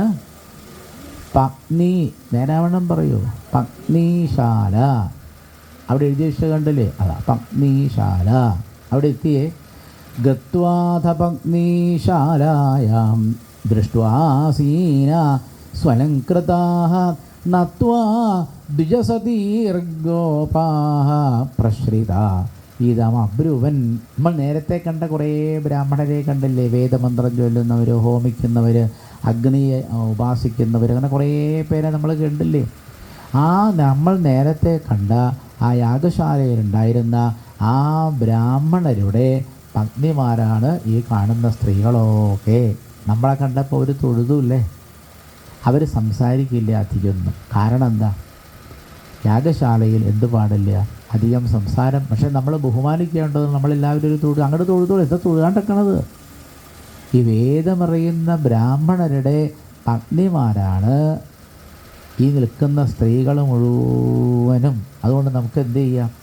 നമുക്കോ വേദം പഠിക്കാൻ പറ്റിയില്ല. ഒരു വേദമന്ത്രം ചൊല്ലുമെന്ന് പറഞ്ഞാൽ ആരാപ്പം ചൊല്ലല്ലേ? നമുക്ക് സാമവേദവും അറിയില്ല, ഋഗ്വേദവും അറിയില്ല, യജുർവേദവും അറിയില്ല, ഒന്നും അറിയില്ല. എന്താ പറയുക? അവരങ്ങനെയല്ല. ഈ നമ്മളിപ്പം നമ്മുടെ മുന്നിൽ ഈ പത്നിശാലയിൽ കാണുന്ന ഈ സ്ത്രീകൾ മുഴുവനും എത്രയോ എത്രയോ എത്രയോ എത്രയോ തവണ അവരുടെ ഭർത്താക്കന്മാരും ബന്ധുക്കളും ചൊല്ലുന്ന വേദമന്ത്രങ്ങൾ കേട്ട് കേട്ട് കേട്ട് കേട്ട് കേട്ട് കേട്ട് തഴമ്പിച്ച ചെവിയുള്ളവരെ. അതുകൊണ്ട് അവരുടെ ചെവിനെ നമസ്കരിച്ചോളൂ. അവിടെ പാദത്തിലല്ല നമസ്കരിക്കേണ്ടത്. എവിടെയാണ് നമസ്കരിക്കേണ്ടത്? മനസ്സിലായില്ല? ഈ ഓരോരോ നാട്ടിൽ പോയാൽ ഓരോ ആചാരമെന്ന് പറയില്ലേ. അപ്പോൾ യാഗങ്ങളൊക്കെ നല്ലതുപോലെ ചെയ്യുന്ന, വേദമന്ത്രങ്ങളൊക്കെ നന്നായിട്ട് സ്തുതിച്ച് ചൊല്ലുന്ന ഒരു സംശയവുമില്ല അവർക്ക്. അത്രയും നന്നായിട്ട് അറിയുക. പക്ഷേ ഈ സ്ത്രീകളുടെ ഗുണം എന്താ? ഇവർ ചൊല്ലുന്ന മുഴുവൻ വേദമന്ത്രങ്ങളും കൃഷ്ണനെ പറ്റിയാണ് എന്നാർക്കറിയാം? അതാണ് ഇവർ ചൊല്ലണ എല്ലാ വേദമന്ത്രങ്ങളും അഗ്നിമീളെ പുരോഹിതം. ആരെ പറ്റിയ? നമ്മൾ വിചാരിക്കും അഗ്നിയെ പറ്റിയതല്ല. ഈ പുല്ലാങ്കുഴൽ വിളിക്കുന്ന ആളെ പറ്റിയത്. പുല്ലാങ്കുഴൽ വിളിച്ചു നടക്കുന്ന ഒരാളുടെ കഥ പറഞ്ഞില്ലേ നേരത്തെ? എപ്പോഴും ഭഗവാൻ വൃന്ദാവനത്തിൽ ഭഗവാൻ നടക്കുന്ന സമയത്ത് എവിടെ നിന്നോ ഒരു പുല്ലിൻ്റെ കുഴൽ കിട്ടി. ആ കുഴലിൻ്റെ പേരാണ് പുല്ലാങ്കുഴൽ. എന്നിട്ട് ആ പുല്ലാങ്കുഴൽ കയ്യിലെടുത്ത് ഭഗവാൻ എന്ത് ചെയ്തു? അതിമനോഹരമായിട്ട് വിളിച്ചു നടന്നിട്ടില്ലേ? ഈ പുല്ലാങ്കുഴൽ വിളിച്ചു നടന്ന ഈ ശ്രീകൃഷ്ണനെ പറ്റിയാണ് വേദത്തിലെ ഒന്നാമത്തെ മന്ത്രം അഗ്നിമീളെ പുരോഹിതം എന്നാണ് പറയുന്നത്. അങ്ങനെ അങ്ങനെ അങ്ങനെ വേദത്തിലെ എല്ലാ മന്ത്രങ്ങളും ആരെ പറ്റിയാണ്? ഈ ശ്രീകൃഷ്ണ ഭഗവാനെ പറ്റിയാണെന്ന് ആർക്കറിയാം? ഈ ബ്രാഹ്മണരുടെ പത്നിമാരായ നമ്മളിപ്പോൾ കണ്ടുകൊണ്ടിരിക്കുന്ന പത്നിശാലയിൽ കണ്ടുകൊണ്ടിരിക്കുന്ന മുഴുവൻ പത്നിമാർക്കും അറിയാം ഇത് മുഴുവനും ശ്രീകൃഷ്ണ ഭഗവാനെ പറ്റിയുള്ള മന്ത്രങ്ങളാണ്. അപ്പോൾ അവരുടെ ഭർത്താക്കന്മാരും ബന്ധുക്കളൊക്കെ വളരെ ശ്രദ്ധിച്ച് വേദമന്ത്രം ചൊല്ലുമ്പോൾ അവർ കമാന്നൊരക്ഷരം മിണ്ടില്ല. ഇതൊരു മൗനമാണല്ലേ. ഇതിനാണ് ദീർഘമൗനം എന്ന് അതിൻ്റെ പേര്. അപ്പോൾ അവർ വളരെ വ്രതനിഷ്ഠയുള്ളവരാണ്. ഇവിടെ പറയുന്നുണ്ട്, ശ്രീ ശിവബ്രഹ്മർഷി പറയാണ്, നത്വാ ദ്വിജസതീർഗോപാഹ പ്രശ്രിത ഇതമബ്രുവൻ. ദ്വിജസതീഹി എന്നാണ് പ്രയോഗം. സതീ പറഞ്ഞാൽ എന്താ അർത്ഥം? പാതിവ്രത്യനിഷ്ഠയുള്ളവരായിരുന്നു ഈ പത്നിമാർ മുഴുവനും. ഏറ്റവും ബുദ്ധിമുട്ടാണല്ലോ ഈ വ്രതങ്ങൾ അനുഷ്ഠിക്കാനല്ലേ. അപ്പോൾ ഇവർ ദ്വിജസതീഹി എന്നാണ്. അപ്പോൾ ഇവരെല്ലാവരും അത്രയും വ്രതനിഷ്ഠയുള്ളവരായതുകൊണ്ട് അവർ ദിവസേന ശ്രുത്വ പറഞ്ഞാൽ എന്താ അർത്ഥം? വേദമന്ത്രങ്ങൾ കേട്ട്, അഥവാ ശ്രീകൃഷ്ണ ഭഗവാനെ പറ്റിയുള്ള വേദമന്ത്രങ്ങളൊക്കെ കേട്ട് കേട്ട് കേട്ട് കേട്ട് കേട്ട് കേട്ട് ഇവരെന്തും വിചാരിക്കും ഈ വേദമന്ത്രങ്ങളിൽ ഏതൊരു കൃഷ്ണനെ പറ്റിയാണോ പറയുക എന്നാൽ ആ ഭഗവാനെ കാണാൻ പറ്റുക. ഇതാണ് ദിദൃക്ഷ. ഇതാ ദിദൃക്ഷ മറക്കാൻ പാടില്ല. ദൃഷ്ടും ഇച്ഛ പറഞ്ഞാൽ എന്താ? കാണുവാനുള്ള ആഗ്രഹം. കാണുവാനുള്ള ആഗ്രഹം ഉണ്ടാവണമെങ്കിൽ ആദ്യം എന്ത് വേണം? ശുശ്രൂഷ. ആദ്യം എന്താ ഉണ്ടാവേണ്ടത്? മനസ്സിലായില്ല? ആദ്യം ഉണ്ടാവേണ്ടത് ശുശ്രൂഷയാണ്. ശുശ്രൂഷ പറഞ്ഞാൽ എന്താ? ശ്രോതും ഇച്ഛ. ശുശ്രൂഷ കേൾക്കുവാനുള്ള ഇച്ഛ. ശ്രോതും എന്ന് പറഞ്ഞാൽ കേൾക്കുവാൻ എന്നർത്ഥം. തുമുന്നന്തം അവ്യയമാണ്. ശ്രോതും ഇച്ഛ, കേൾക്കുവാനുള്ള ആഗ്രഹം. അപ്പോൾ അതൊന്നും കൂടി നന്നായി പറഞ്ഞാൽ ശ്രോതും ഇച്ഛ ശുശ്രൂഷ. അപ്പോൾ നല്ലതുപോലെ ഭാഗവതം കേൾക്കണം, വേദമന്ത്രങ്ങൾ കേൾക്കണം എന്നുള്ള ആഗ്രഹം ഉണ്ടായാൽ നമുക്ക് എന്ത് പറയാം? അദ്ദേഹത്തിന് ശുശ്രൂഷ ഉണ്ടായി എന്നാ പറയാം. മലയാളി പറയുന്ന അർത്ഥമല്ല കേട്ടോ ശുശ്രൂഷയ്ക്ക്, അത് ആദ്യം ധരിക്കുക. അപ്പോൾ ശുശ്രൂഷ പറഞ്ഞാൽ എന്താ? ശ്രോതും ഇച്ഛ, കേൾക്കുവാനുള്ള ആഗ്രഹം. എന്ത് കേൾക്കാനുള്ള ആഗ്രഹം? ഭാഗവതം കേൾക്കാനുള്ള. നിങ്ങൾക്ക് നല്ലോണം ഉണ്ടല്ലോ, അതുകൊണ്ടാണല്ലോ നിങ്ങളുടെ ഇരുന്ന് കേൾക്കണതല്ലേ. അപ്പോൾ ആദ്യത്തെ ഘട്ടത്തിൽ ഉണ്ടാവേണ്ടത് ശുശ്രൂഷ എന്ന് പറയുന്ന ഗുണമാണ്. അതിദ്വിജസൃതികളായ ബ്രാഹ്മണ ഭഗ്നിമാരായ ഇവർ വിപ്രഭഗ്നിമാർ എന്നാ പറയാം. ഇനി ഞാൻ വിപ്രഭഗ്നിമാരെന്ന് മാത്രം പറഞ്ഞാൽ മതിയല്ലോ, അത് ഈ സ്ത്രീകളെ പറ്റിയാണ് നിങ്ങൾ ധരിച്ചോളണം. നിങ്ങൾക്കിപ്പോൾ എങ്ങനെയാണ് മനസ്സിലാവുക? ആദ്യമായിട്ട് ഭാഗവതം കേൾക്കുകയല്ലേ. ഈ വിപ്രഭഗ്നിമാരായ ഇവർക്ക് എന്തുണ്ടായിരുന്നു? വേദമന്ത്രങ്ങൾ കേൾക്കാനുള്ള ശുശ്രൂഷയുണ്ടായിരുന്നു. എന്നിട്ട് ഇപ്പം നമ്മളവിടെ എത്തിയില്ലേ, ആരെങ്കിലും എന്തെങ്കിലും മിണ്ടണുണ്ടോ? ആരും ഒന്നും മിണ്ടണില്ല. പക്ഷെ അവർക്ക് നമ്മളെ ബഹുമാനാണെന്ന് അവരെങ്ങനെ കാണിച്ചു? അവരൊന്ന് നമ്മളെ തൊഴുതു, നമ്മളെ അങ്ങടും തൊഴുതു. നമുക്കൊരു കാര്യം ചെയ്യാം, ഇവിടെ ഒരു ഭാഗത്തിരിക്കുക, യാഗം കാണാമെന്നാണ് പറയും. യാഗം എന്ത് ചെയ്യുക? കാണാം. കാണുന്നതിന് വിരോധമൊന്നുമില്ല, അവിടെ നടക്കുന്ന പരിപാടികളൊക്കെ കാണാം. അപ്പോൾ നമുക്ക് ഏതായാലും ഭാഗ്യമുണ്ടായി. എനിക്ക് ഇന്നലെ തോന്നി നിങ്ങളൊന്നും യാഗം കാണിച്ചൊന്നുമില്ലല്ലോ എന്നൊരു വിഷമം എനിക്ക് ഇന്നലെയും മിനിയാന്നൊക്കെ ഉണ്ടായിരുന്നു. അപ്പോൾ ഗുരുവായൂരപ്പൻ പറഞ്ഞു, പരമേശ്വര അവരാ യാഗം ഒന്ന് കാണിച്ചു കൊടുത്തേക്ക്, കുറേശ്ശെങ്കിലും ഒന്നൊരു കണ്ടോട്ടെ. ഇപ്പോൾ കുറേശ്ശെ കണ്ടില്ലേ യാഗശാല കുറേശ്ശെ നടന്ന് കണ്ടു. യാഗശാലയിലെ കാര്യങ്ങളൊക്കെ ഏകദേശം അത്രയ്ക്കേ നമുക്ക് നേരമുള്ളൂ. അത് കഴിഞ്ഞ് അവിടെയുള്ള ഭഗ്നിമാരൊക്കെ നമ്മൾ കണ്ടു. അല്ല, അങ്ങോട്ട് നോക്ക്, ആരാ കുറേ കൊച്ചു കൂട്ടർ ഓടി ഓടി ഓടി നോക്കൂ, അത് ആരാ ഓടി വരുന്നത്? വേറൊരു ഭാഗം അങ്ങോട്ട് നോക്കൂ. എന്താ നോക്കാത്തത്? നോക്കൂ, നോക്കി ആരാ വരുന്നത്? ഒരുപാട് നല്ല ഭംഗിയുള്ള ഒരുപാട് കൊച്ചു കുട്ടികൾ വരുന്നുണ്ടല്ലേ. നമസ്കരിച്ചോളൂ. ആരാന്നറിയോ? അഹോഭാഗ്യം നന്ദഗോപവ്രജൗകസാം യന്മിത്രം പരമാനന്ദം പൂർണ്ണം ബ്രഹ്മ സനാതനം. ഭാഗവതം കേട്ടിട്ടില്ലേ? ആ ഭാഗവതത്തിൽ കൃഷ്ണനെ പറ്റി പറയാറില്ലേ, ഈ വരുന്നത് മുഴുവൻ ആ കൃഷ്ണൻ്റെ കൂട്ടുകാരാണ്. ഈശ്വര, കൃഷ്ണനെ കണ്ടില്ലെങ്കിലും ആരെയപ്പം കണ്ടു? അപ്പോൾ കൃഷ്ണൻ ഇപ്പോൾ നന്നായില്ലേ ഇവിടെ വന്നത്? ആ ധർമ്മേശ്വരത്തിരുന്നാൽ വല്ലതും കാണാൻ പറ്റുമായിരുന്നു. ഈ മുണ്ടൂരിൽ നിന്നൊക്കെ നമ്മൾ ചാടി പുറപ്പെട്ട് പോകുന്ന വൃന്ദാവനത്തിൽ ആ പത്നീശാലയിൽ വന്നത് എത്ര നന്നായി. അപ്പോൾ ആദ്യം കണ്ടത് വേദമൊക്കെ നല്ലതുപോലെ ചൊല്ലിപ്പഠിച്ച, വേദം കേട്ട് പഠിച്ച ആ ബ്രാഹ്മണരുടെ പത്നിമാരെല്ലാവരും നല്ലോണം കണ്ടല്ലോ. അവർ വ്രതനിഷ്ഠകളായിരുന്നു എന്ന് മനസ്സിലായി. അത് ഇപ്പം നമ്മൾ ആരെ കണ്ടു? ഇതാ പറഞ്ഞതെന്ത്? അഹോഭാഗ്യം. ഒന്നാമത്തെ ഭാഗ്യം എന്തായിരുന്നു?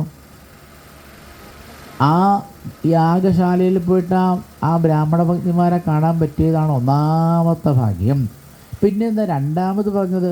അഹോഭാഗ്യം. രണ്ടാമത്തെ ഭാഗ്യം എന്താ നമുക്ക് കിട്ടിയത്? ശ്രീകൃഷ്ണ ഭഗവാന്റെ കൂടെ വൃന്ദാവനത്തിൽ കളിച്ചു നടക്കുന്ന ഈ കുട്ടികളെ നീ കണ്ടില്ല എന്ന് പറയണ്ട. അവരെ കാണാൻ മോഹം ഉണ്ടായിരുന്നോ? ദിദൃക്ഷ ഉണ്ടായിരുന്നോ? ഗുരുവായൂരപ്പനെ കാണാനുള്ള മോഹം ഇല്ലെങ്കിൽ വേണ്ട. ഭഗവാൻ പറയാണ്, എൻ്റെ കൂടെ വൃന്ദാവനത്തിൽ കളിച്ചു നടന്ന ഗോപകുമാരന്മാരെ കാണാനെങ്കിലും ശ്രോതാക്കളെ നിങ്ങൾക്ക് എന്തുണ്ടാവണം? ആഗ്രഹം ഉണ്ടാവണമെന്ന് ഭഗവാൻ പറഞ്ഞില്ലേ? ഇപ്പം ആഗ്രഹം സഫലമായില്ലേ? നല്ലോണം നോക്കിക്കോളൂ. ആ കൊച്ചു കൂട്ടുകാർക്ക് എന്തൊരു വിവരമല്ലേ? മുണ്ടൂരിൽ നിന്ന് വന്നാൽ നമ്മുടെ നേരെ നോക്കിയിട്ട് ആരാന്നും കൂടി മനസ്സിലാവേണ്ട അവർ തൊഴുന്നുണ്ടല്ലേ. നിങ്ങളെന്താ അങ്ങോട്ട് തൊഴാത്തത്? കുട്ടിയെന്ന് ചോദിച്ചിട്ടാ. വേദത്തിൽ പറയുന്നുണ്ട്, നമഃശിശുഭ്യ. വേദമന്ത്ര. ശിശുക്കളെ നമസ്കരിക്കുക, അതൊക്കെ ശിശുക്കളാണ് അല്ലേ? എത്ര എന്തൊരു ഭംഗിയാ നോക്കുക. ആ ഓരോ ഇവരൊക്കെ കൃഷ്ണൻ്റെ കൂട്ടുകാരാണ്. എന്താ ഭംഗിയില്ലേ? ഇവർക്ക് എങ്ങനെയാണ് എത്ര ഭംഗിയുണ്ടായത്? എനിക്കറിയില്ല. അവരൊക്കെ അറിയാം നമ്മളെ അവർ നമ്മളങ്ങോട്ട് തൊഴുതില്ലേ? അപ്പോൾ നമ്മൾ അങ്ങോട്ട് എന്ത് ചെയ്യണം? നിങ്ങൾക്ക് സംശയമാണ്, ഇത്രയും പ്രായമുള്ള ഞാൻ എങ്ങനെയാണ് തിരുമേനി ഇത്ര ചെറിയ ഉണ്ണിയെ തൊഴൂ? വേദത്തിൽ പറഞ്ഞിട്ടുണ്ട്, നമഃശിശുഭ്യ. എന്താ അർത്ഥം? ശിശുക്കളെ കണ്ടാൽ ഉടനെ അവരെ നമസ്കരിക്കാം. കാരണം എല്ലാ ശിശുക്കളുടെയും ഉള്ളിൽ സാക്ഷാൽ പരബ്രഹ്മമൂർത്തി ജീവാത്മാവിൻ്റെ രൂപത്തിലിരിക്കുന്നത് കൊണ്ട് എന്താണ് ഇവിടെ ചിലർക്കൊരു സംശയം, തൊഴണോ എന്ന്. കാരണം നമ്മുടെ നാട്ടിൽ നിന്ന് ഈ കൊച്ചുകുട്ടികളെ തൊഴുതു ശീലമില്ലാഞ്ഞിട്ട് ഇപ്പം നമ്മുടെ നാട്ടിലല്ല, ഇപ്പം എവിടെയാണ്? അഗ്നിശാലയിലാ. ആ തൊഴുതോളൂ, എല്ലാവർക്കും തൊഴാരെ. ഇതാണ് രണ്ടാമത്തെ ഭാഗ്യം. അപ്പോൾ അഹോഭാഗ്യം. അപ്പം നമ്മളെ തൊഴുത് കഴിഞ്ഞാൽ അവരാദ്യം നമ്മളെയാണ് കണ്ടത്. കാരണം നമ്മളാ കയറി വരുന്ന ഭാഗത്താണല്ലോ ഇരിക്കണത്. നമ്മളകത്തേക്ക് പോകാണ്ട് ആ കയറി വരുന്ന ഭാഗത്ത് ഇരിക്കണത് കൊണ്ട് ഇവരാദ്യം ആരെയാണ് തൊഴുന്നത്? നമ്മളെ തൊഴുതു. അത് കഴിഞ്ഞ് നമ്മളെ കണ്ടു കഴിഞ്ഞപ്പോൾ അവരാരെ കണ്ടു? ഇവിടെ കുറേ സ്ത്രീകൾ അല്ലേ, ധാരാളം സ്ത്രീകളെ. അവരെന്താ ചെയ്യണമെന്ന് നോക്കൂ. നമോവോ വിപ്രഭഗ്നിഭ്യ. എല്ലാ ഗോപകുമാരന്മാരും ആരെ നമസ്കരിച്ചു? അവിടെ കൂടിയിരിക്കുന്ന എല്ലാ ബ്രാഹ്മണ ഭഗ്നിമാരെയും നമസ്കരിച്ചു. നമോവോ വിപ്രഭഗ്നിഭ്യോ നിബോധവജംസിന ഞങ്ങൾക്ക് ചില കാര്യങ്ങൾ നിങ്ങളോട് പറയാനുണ്ട്, കേൾക്കണേ. എന്നാൽ നമുക്കും കേൾക്കാമല്ലോ, ഇപ്പം നമുക്കും കേൾക്കാം. അപ്പോൾ ഇവരെല്ലാവരും കൂടി അറിഞ്ഞ സമയത്ത് ഈ പത്നിശാലയിലുള്ള സ്ത്രീകൾ പറഞ്ഞു കയ്യോണ്ട്, എന്താ ഇവിടുന്ന് പറയണ്ട, അവിടേക്ക് വന്ന് അവിടുന്ന് പറയാം. അപ്പോൾ നോക്കൂ, തല കുലുക്കണത് കുട്ടികളൊക്കെ പാടെ വേറും അല്ല, ഇതിനുള്ളത് പറയാൻ പാടില്ല, നിയമമാണ്. അതുകൊണ്ട് നോക്ക്, എല്ലാ കുട്ടികളും അവിടുന്ന് മാറി പുറത്തേക്ക് പോയില്ലേ, നമുക്ക് അവരെ പിന്നാലെ പോയാലോ? എന്താ കാണിക്കുന്നത് നോക്കണ്ടേ, പിന്നാലെ പോന്നോളൂ. അതെല്ലാവരും പുറത്തൊരു ഭാഗത്തെത്തി, അകത്തുള്ള ആളൊക്കെ പുറത്തെത്തി അല്ലേ. ആ ബ്രാഹ്മണൻ്റെ എല്ലാ പത്നിമാരും സംസാരിക്കാൻ വേണ്ടി അവിടെ ഒരു പ്രത്യേക സ്ഥലമുണ്ട്. എല്ലാവരും അവിടെ വന്നു. അപ്പോൾ ആ കൊച്ചു കൂട്ടുകാരൊക്കെ ആരെ നമസ്കരിച്ചു? നമോ വിപ്രപത്നിഭ്യോ നിബോധത വചാംസിന. എന്നിട്ട് അവരൊക്കെ ആരെ നമസ്കരിക്കുക? ഈ ബ്രാഹ്മണ പത്നിമാരെ മുഴുവൻ വീണ് നമസ്കരിച്ചിട്ട് അവർ പറയാണ്, നഹ വചാംസി നിബോധത, ഞങ്ങൾക്ക് ചില വാക്കുകളൊക്കെ പറയാനുണ്ട്, ഒന്ന് കേൾക്കണേ. അവരൊന്നും മിണ്ടിയില്ല, അവരുടെ ശീലം തന്നെ മിണ്ടാതിരിക്കണം. എന്നിട്ട് ഈ കൂട്ടുകാരൊക്കെ പാടെ പറഞ്ഞു, ഇതോ വിദൂരെ ചരത കൃഷ്ണേനെ ഹേഷിതാമയം, ഇതഹ അവിദൂരേ ചരത, ഇവിടുന്ന് അധികം ദൂരത്തല്ലാതെ ചരത നടക്കുന്ന കൃഷ്ണേന ഇഹ ഇഷിതാമയം, ഇവിടുന്ന് അധികം ദൂരത്തല്ലാതെ കൃഷ്ണൻ നടക്കുന്നുണ്ട്. ആ കൃഷ്ണനാണ് ഞങ്ങളെ ഇങ്ങോട്ട് പറഞ്ഞയച്ചത്. ഗാശ്ചാരയൻ സ ഗോപാലൈഹി സരാമോ ദൂരമാഗത. സംസ്കൃതത്തിലാണ് അവർ പറയണത്. ഈശ്വര മനസ്സിലാവണില്ല, ഞാൻ പറഞ്ഞില്ല, ഞാനതല്ലേ നിങ്ങളെ കൂട്ടി ഇങ്ങോട്ട് വന്നത്, നിങ്ങൾക്ക് സംസ്കൃതം അറിയില്ല എന്നറിഞ്ഞതുകൊണ്ട് ഇവർ പറഞ്ഞത് നിങ്ങൾക്ക് മനസ്സിലായില്ല എന്ന് എനിക്ക് മനസ്സിലായി. എന്താ അവർ പറഞ്ഞത്? ആ കൊച്ചു കൂട്ടുകാർ പറയുകയാണ്, ഗാശ്ചാരയൻ സ ഗോപാലൈഹി സരാമഹ ദൂരമാഗത. എന്താ അർത്ഥം? ഈ ശ്രീകൃഷ്ണനെ ബലരാമൻ്റെ കൂടെ അനേകം പശുക്കളെയൊക്കെ പാലിച്ചുകൊണ്ട് കുറേ ദൂരെ നിന്നാണ് വന്നത്. എന്നിട്ടിപ്പോൾ ഇവിടെ ഉണ്ട്, ഇവിടെ അടുത്തുണ്ട്. ആര്? ബലരാമൻ വളരെ അടുത്തുണ്ട് അല്ലേ, വളരെ അടുത്ത് ശ്രീകൃഷ്ണനുണ്ട്. അവരാണ് ഞങ്ങളെ ഇങ്ങോട്ട് പറഞ്ഞയച്ചത് എന്ന് ഈ കൊച്ചു കൂട്ടുകാരോട് പറഞ്ഞു. ഇപ്പം നമുക്കത് കേൾക്കാനുള്ള ഭാഗ്യം ഉണ്ടായില്ലേ? ശ്രീകൃഷ്ണൻ്റെ വാക്ക് മധുരമൊഴിയാണ് എന്നൊക്കെ, അമൃതമൊഴിയാണെന്നൊക്കെ നേരത്തെ പറഞ്ഞപ്പോൾ നിങ്ങൾക്കത് കേൾക്കാൻ മോഹം തോന്നിയോന്ന് എനിക്കറിയില്ല. കൃഷ്ണൻ്റെ വാക്ക് കേട്ടിട്ടില്ലെങ്കിലും ഇപ്പം ആരുടെ വാക്ക് കേൾക്കാൻ പറ്റി? ഇപ്പം എത്ര നന്നായില്ലേ മുണ്ടൂരിന്ന് കൂടെ പോകുന്നത്. ഇപ്പം നമ്മൾ ആരുടെ വാക്കാണ് കേട്ടത്? എത്ര മധുരമായിട്ടാണ് അവർ സംസാരിക്കണത്. ആരാ ഈ കുട്ടികൾ ഇങ്ങനെ മധുരമായിട്ട് സംസാരിക്കാൻ പഠിപ്പിച്ചത്? അത് വേറെ ആരുമല്ല, കൃഷ്ണനാണ്. കൃഷ്ണൻ്റെ കൂടെ പശുക്കളെ മേയിച്ച് നടന്നിട്ട് മുഴുവൻ കൂട്ടുകാരും നല്ല അതിമനോഹരമായി ശ്രുതി മധുരമായിട്ടാണ് സംസാരിക്കുന്നത്. അവർ സംസാരിക്കുന്നതിൽ ഒരു ചെറിയ വ്യാകരണത്തെറ്റ് പോലുമില്ല. ഈശ്വര, ഇങ്ങനെ സംസാരിക്കുന്ന കുട്ടികളെ നിങ്ങൾ എവിടെയെങ്കിലും കണ്ടിട്ടുണ്ടോ? അതുകൊണ്ട് ഒന്നുകൂടി അവരെ തൊഴുതോളൂ. അപ്പോൾ തൊഴുത് നമസ്കരിച്ചോളൂ. ഈ കൊച്ചു കിടാങ്ങളാന്ന് പറഞ്ഞിട്ട് കാര്യമില്ല. ഒരു വ്യാകരണത്തെറ്റ് പോലും ഇല്ലാതെ എത്ര മനോഹരമായിട്ടാണ് അവർ സംസാരിക്കണത്. ശ്രദ്ധിക്കൂ. അതെന്താ വ്യാകരണത്തെറ്റൊന്നും ഇല്ല എന്ന് പറഞ്ഞത്? എന്താ പറഞ്ഞതെന്നറിയോ? ബുഭുക്ഷിതസ്യ തസ്യാന്നം സാനുഗസ്യ പ്രതീയത. ആ എന്താ അർത്ഥം? കൃഷ്ണന് വിശക്കുണ്ട്. പരബ്രഹ്മത്തിന് വിശക്കുവോ? ഉത്തരം മര്യാദയ്ക്ക് ശാസ്ത്രം നോക്കിയിട്ടേ ഉത്തരം പറയാവൂ, അല്ലാണ്ട് വായെ തോന്നിയത് വിളിച്ച് പറയരുത്. മനസ്സിലാവുണ്ടോ? എന്ത് ഉത്തരം പറയുമ്പോഴും ശാസ്ത്രമാണ്, ശ്രുതിയായിരിക്കണം നമുക്ക് പ്രമാണം. ശ്രുതി പ്രമാണമില്ലാത്ത യാതൊന്നും സ്വീകരിക്കുന്നതല്ല. ചോദ്യം ഇതാണ്, ശ്രീകൃഷ്ണൻ എന്ന് പറഞ്ഞാൽ പരബ്രഹ്മാണെന്ന് അർത്ഥം പറഞ്ഞല്ലോ. പരബ്രഹ്മത്തിന് വിശക്കുവോ? വിശക്കില്ല. എന്നാൽ ഭരതൻ്റെ കഥ കേട്ടില്ലേ? ഭരതനും രഘുഗണനും കൂടി പറയുന്ന സമയത്ത് അവർ പറഞ്ഞിരുന്നു, ഇനി കുറച്ച് കഴിഞ്ഞാൽ ദശമസ്കന്ധം കേൾക്കും, അന്നപ്പോൾ ഇത് അവിടെ വരും, ശ്രദ്ധിക്കണം എന്ന് ഞാൻ പറഞ്ഞില്ലേ? പേരൊന്നും മറക്കരുതെന്നൊക്കെ അന്ന് പറഞ്ഞിരുന്നു. അപ്പോൾ ഭരതൻ രഘുഗണനോട് പറഞ്ഞു, എന്ത്? ഈ ആത്മാവിന് വിശപ്പില്ല എന്ന് പറഞ്ഞില്ലേ? കൃഷ്ണൻ എന്ന് പറഞ്ഞാൽ ആത്മാവല്ലേ, പരബ്രഹ്മല്ലേ? ആണ്. ഇപ്പോൾ ഇവർ പറഞ്ഞത് എന്താ? ബുഭുക്ഷിതസ്യ തസ്യാന്നം, ബലരാമന് വിശക്കുന്നുണ്ട്, ശ്രീകൃഷ്ണന് വിശക്കുന്നുണ്ട്, അതുകൊണ്ട് തസ്യ അന്നം പ്രതീയതാം. അതിനാപ്പോൾ ഒരു വന്നതേ. അപ്പോൾ കൃഷ്ണന് വിശക്കുന്നുണ്ട്, കൃഷ്ണന് വിശക്കുമോ? എന്നോട് ചോദിക്കരുത്, എന്നോടൊന്നും ചോദിക്കാൻ പാടില്ല, കേട്ടിരുന്ന. കൃഷ്ണന് വിശക്കുന്നുണ്ട്, ബലരാമന് വിശക്കുന്നുണ്ട്, അതുകൊണ്ട് അവർക്ക് എന്ത് വേണം? അന്നം വേണം. പിന്നെ അപ്പോൾ നിങ്ങൾക്കോ? സാനുഗസ്യ പ്രതീക്ഷ, ഞങ്ങൾക്കും വിശക്കുണ്ട്. ചുരുക്കി പറഞ്ഞാൽ ഞങ്ങളൊക്കെ കൃഷ്ണൻ്റെ കൂട്ടുകാരാണ്, ഞങ്ങൾക്കെല്ലാവർക്കും വിശക്കുന്നുണ്ട്. അവ എന്തൊക്കെയാണ് പറഞ്ഞത് ശ്രദ്ധിച്ചു കേൾക്കണേ. എത്രയോ എത്രയോ എത്രയോ കാലമായി വേദമന്ത്രങ്ങളൊക്കെ കേട്ട് തഴമ്പിച്ചതാണ് അവരുടെ ചെവികൾ എന്ന് പറഞ്ഞു. അവർക്ക് എത്രയോ കാലമായിട്ട് ഭർത്താവിനെ സാക്ഷാൽ ഭഗവാനാണെന്ന് കണ്ടുകൊണ്ട് വേദത്തിൽ പറഞ്ഞതുപോലെ ഒരിത്തിരി പോലും വ്യത്യാസം വരാതെ എത്രയോ കാലങ്ങളായി വ്രതനിഷ്ഠയോടുകൂടി ജീവിച്ചിരുന്ന ആ ബ്രാഹ്മണ പത്നിമാരല്ലേ നമ്മൾ കണ്ടതല്ലേ. അവർ ഇപ്പം എന്താ കേട്ടത്? എന്താ അവർ കേട്ടത്? ഞാൻ ഒന്നുകൂടി പറഞ്ഞുതരാം, ശ്രദ്ധിച്ചു കേട്ടോളേ.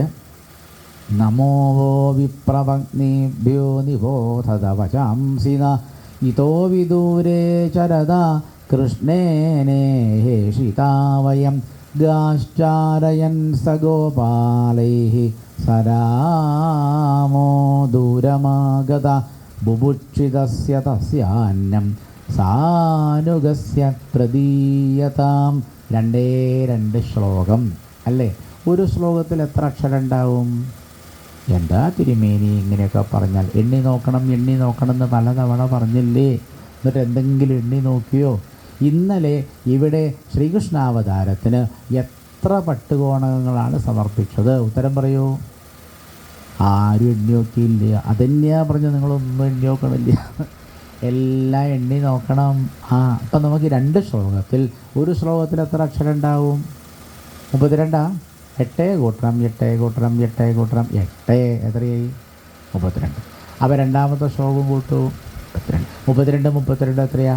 64. നല്ലൊരു സംഖ്യയാണ് 64. അകപ്പാട് 64 അക്ഷരങ്ങളെ ആര് പറഞ്ഞുള്ളൂ? ഇത് ശരിയാണോ എന്ന് പോയി പരിശോധിച്ച് നോക്കണം. സ്വതവേ ഒരു വേണം നോക്കാം. നാമോ വോ വിപ്രപത്നീഭ്യോ നിബോധത വചാംസി 16. പിന്നെ വേണ്ടി നോക്കാം. ഈതോ വിദൂരേ ചാരത കൃഷ്ണേനേ ഹേഷിതാവായം 16. അപ്പം 16 32 64 അല്ലേ? 64 അക്ഷരങ്ങളാണ് ആര് കേട്ടത്? ആ വിപ്രപത്നിമാരാകെ 64 അക്ഷരങ്ങളെ കേട്ടിട്ടുള്ളൂ. അതങ്ങോട്ട് കേട്ടപ്പോഴേക്കും എന്തായി എന്നല്ലേ? കേട്ടോളൂ. ശ്രുത്വാച്യുതമുപായാദം. അപ്പോഴാണ് ഈ വിപ്രപത്നിമാർക്ക് ഇത്രയും കാലം എന്തുണ്ടായിരുന്നു? മറന്നുപോയി. ശുശ്രൂഷ ഉണ്ടായിരുന്നു. വേദമന്ത്രങ്ങൾ കേൾക്കണം. വേദമന്ത്രം മുഴുവൻ ഭാഗവതാണ്. ഭാഗവതം കേൾക്കണം എന്നുള്ള അത്യാശയോടുകൂടി ഒരക്ഷരം പോലും മിണ്ടാതെ അവരുടെ ഭർത്താക്കന്മാരും ബന്ധുക്കളും ചൊല്ലുന്ന ഋഗ്വേദം സാമവേദം ഒക്കെ. സാമവേദം എന്തൊരു രസമാണ് കേൾക്കാമെന്നറിയോ? ഇത് മുഴുവൻ ശ്രുത്വാ പറഞ്ഞാൽ എന്താ അർത്ഥം? ഇത് മുഴുവൻ അവർ കേട്ട് അവർക്ക് ഹൃദിസ്ഥമാണ്. ചില ഇല്ലങ്ങളിലൊക്കെ കാണാം. ഇല്ലങ്ങളിൽ സ്വതവേ ഒരു ഉണ്ണി ഉണ്ടാവും. എല്ലാ ഇല്ലങ്ങളിലും ഉണ്ണി ഉണ്ടാവുമല്ലോ. ഈ ഉണ്ണിയെ ഉപനയനം കഴിപ്പിക്കും. അപ്പോഴാണ് പൂണൂലിടിക്കുക. ഈ പൂണൂലിടിച്ചു കഴിഞ്ഞാൽ എല്ലാ ദിവസവും ഈ ഉണ്ണിക്ക് ചമത പറഞ്ഞു കൊടുക്കണം. ചമത പറഞ്ഞാൽ ഒരു ചെറിയൊരു ഹോമ. ഭർത്താവ് വീട്ടിലുണ്ടാവില്ല. ഈ അന്തർജനത്തിൻ്റെ ഭർത്താവ് വീട്ടിലത്തുണ്ടാവില്ല. അപ്പോൾ ഈ ഉണ്ണിക്ക് ചമത ആരാ പറഞ്ഞു കൊടുക്കുക? ഒരുവിധം കേരളത്തിലെ എല്ലാ നമ്പൂതിരി ഗൃഹങ്ങളിലും ബ്രാഹ്മണ ഗൃഹങ്ങളിലും ഈ ചമത ഈ ഉണ്ണിക്ക് പറഞ്ഞു കൊടുക്കുന്ന ചുമതല ആർക്കാണ്? അമ്മയ്ക്കാ. അങ്ങനെയാണ് കേരളത്തിലെ സമ്പ്രദായം. അച്ഛൻ ഇവിടെ ഉണ്ടാവില്ല. അച്ഛൻ രാവിലെ ശാന്തി കഴിക്കാനോ ഹോമം കഴിക്കാനോ പൂജ കഴിക്കാനോ അങ്ങനെ പോയിണ്ടാവും. അപ്പോൾ പുരുഷന്മാരുണ്ടാവില്ല. അമ്മയാണല്ലോ വീട്ടിലുണ്ടാവുക. അപ്പോൾ ഈ ഇന്നലെ ഇപ്പോൾ ഉപനയനം കഴിഞ്ഞതാണ് ഉണ്ണിയുടെ. ഉപനയനത്തിൻ്റെ ചടങ്ങൊക്കെ കഴിഞ്ഞാൽ ഇന്ന് രാവിലെ ഉണ്ണി എന്ത് ചെയ്യണം? രാവിലെ ഗായത്രി ജപിക്കണ്ടേ? അമ്മയ്ക്ക് നിഷ്ഠ ഉണ്ടാവണം. ഗായത്രി ജപിച്ച കുറേ കാര്യങ്ങൾ ചെയ്യാണ്ട് അതൊക്കെ ആരാ പറഞ്ഞു കൊടുക്കുക? ഒക്കെ അമ്മയാണ് പറഞ്ഞു കൊടുക്കുക. അത് കഴിഞ്ഞാൽ പിന്നെ ചമതയിടണം. 4 കോല് മുറിച്ച് വെക്കണം. ആര് മുറിച്ച് വയ്ക്കും? അമ്മ മുറിച്ച് വയ്ക്കണം. ചകിരിപ്പുള്ളി എടുത്ത് വെക്കണം. ആ ഉണ്ണിക്ക് തീയുണ്ടാക്കി കൊടുക്കണം. കിണ്ടിയിൽ ചെറിയ ഉണ്ണിയാവും, അതിന് അത്രയൊന്നും ഇഷ്ടം ഉണ്ടാവില്ല. അപ്പോൾ കിണ്ടിയിൽ വെള്ളം എടുത്ത് വെക്കണം. ചന്ദനം അരച്ച് നരിയാക്കി വെക്കണം. കൃഷ്ണാജിനം ഇവനെവിടെയോ കൊണ്ടുവച്ചിട്ടുണ്ടാവും. വികൃതിയുടെ മുത്തപ്പനായിരിക്കും.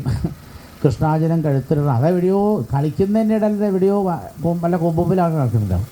എന്നിട്ട് അമ്മ വേണം രാവിലെ അന്വേഷിച്ചിട്ട് ആ പറമ്പിലെവിടെയോ കൊമ്പിൻ്റെ മുകളിൽ തൂക്കിയിട്ട് കൃഷ്ണാജിനം. നാല് ചീറ്റൊക്കെ പറയും. ബ്രഹ്മചാരിയുണ്ട്, വല്ലാണ്ട് പറയാനും വയ്യ. കൃഷ്ണാജിനം എടുത്തു കൊടുക്കണം. എന്തൊക്കെ പണിയുണ്ടെന്നറിയോ? പലകി ഒരുക്കി കൊടുക്കണം. പൂക്കൾ വേണം. തുളസിപ്പൂ കൊണ്ടുവരണം. ഇവനാച്ചാൽ ആ സമയത്ത് വികൃതിയോട് വികൃതിയായിരിക്കും. കാരണം അത്ര ചെറിയ ഉണ്ണീനെയാണ് എന്ത് ചെയ്യുക, ഉപനയനം കഴിക്കുക. അപ്പോൾ നല്ല ഡ്യൂട്ടിയാണ് ആർക്ക്, അമ്മയ്ക്ക്. അത് കഴിഞ്ഞാൽ ഉണ്ണി അവിടെ ഇരുന്നിട്ട് എന്ത് ചെയ്യണം, ഉണ്ണി ചൊല്ലൂ. എന്താമ്മേ ചൊല്ലണത്? ജുഷസ്വന. ആരാ പറഞ്ഞു കൊടുക്കുക? അമ്മയാ. സമിതമഗ്നേ. അങ്ങനെയല്ല, ഉറക്കം പറയുക. ജുഷസ്വന. ജുഷസ്വന കണ്ണുരുട്ടി കരയൊന്നും വേണ്ട, കൃത്യമായിട്ട് ചെയ്യണം. മനസ്സിലായോ? കരയാൻ പാടില്ല. ചുമത ഇടുമ്പോൾ പോയി മുഖം കഴുകുക. എണീക്കാൻ കരഞ്ഞോണ്ട് ചുമതരാൻ പാടില്ല. കൃത്യമായിട്ട് ചെയ്യണമെന്ന് അമ്മ പറഞ്ഞത് മനസ്സിലായോ? അവിടെ ഇരിക്കുക, നല്ല തെളിഞ്ഞ മുഖമായിട്ടിരിക്കുക. ഒന്നുകൂടി ചൊല്ല്.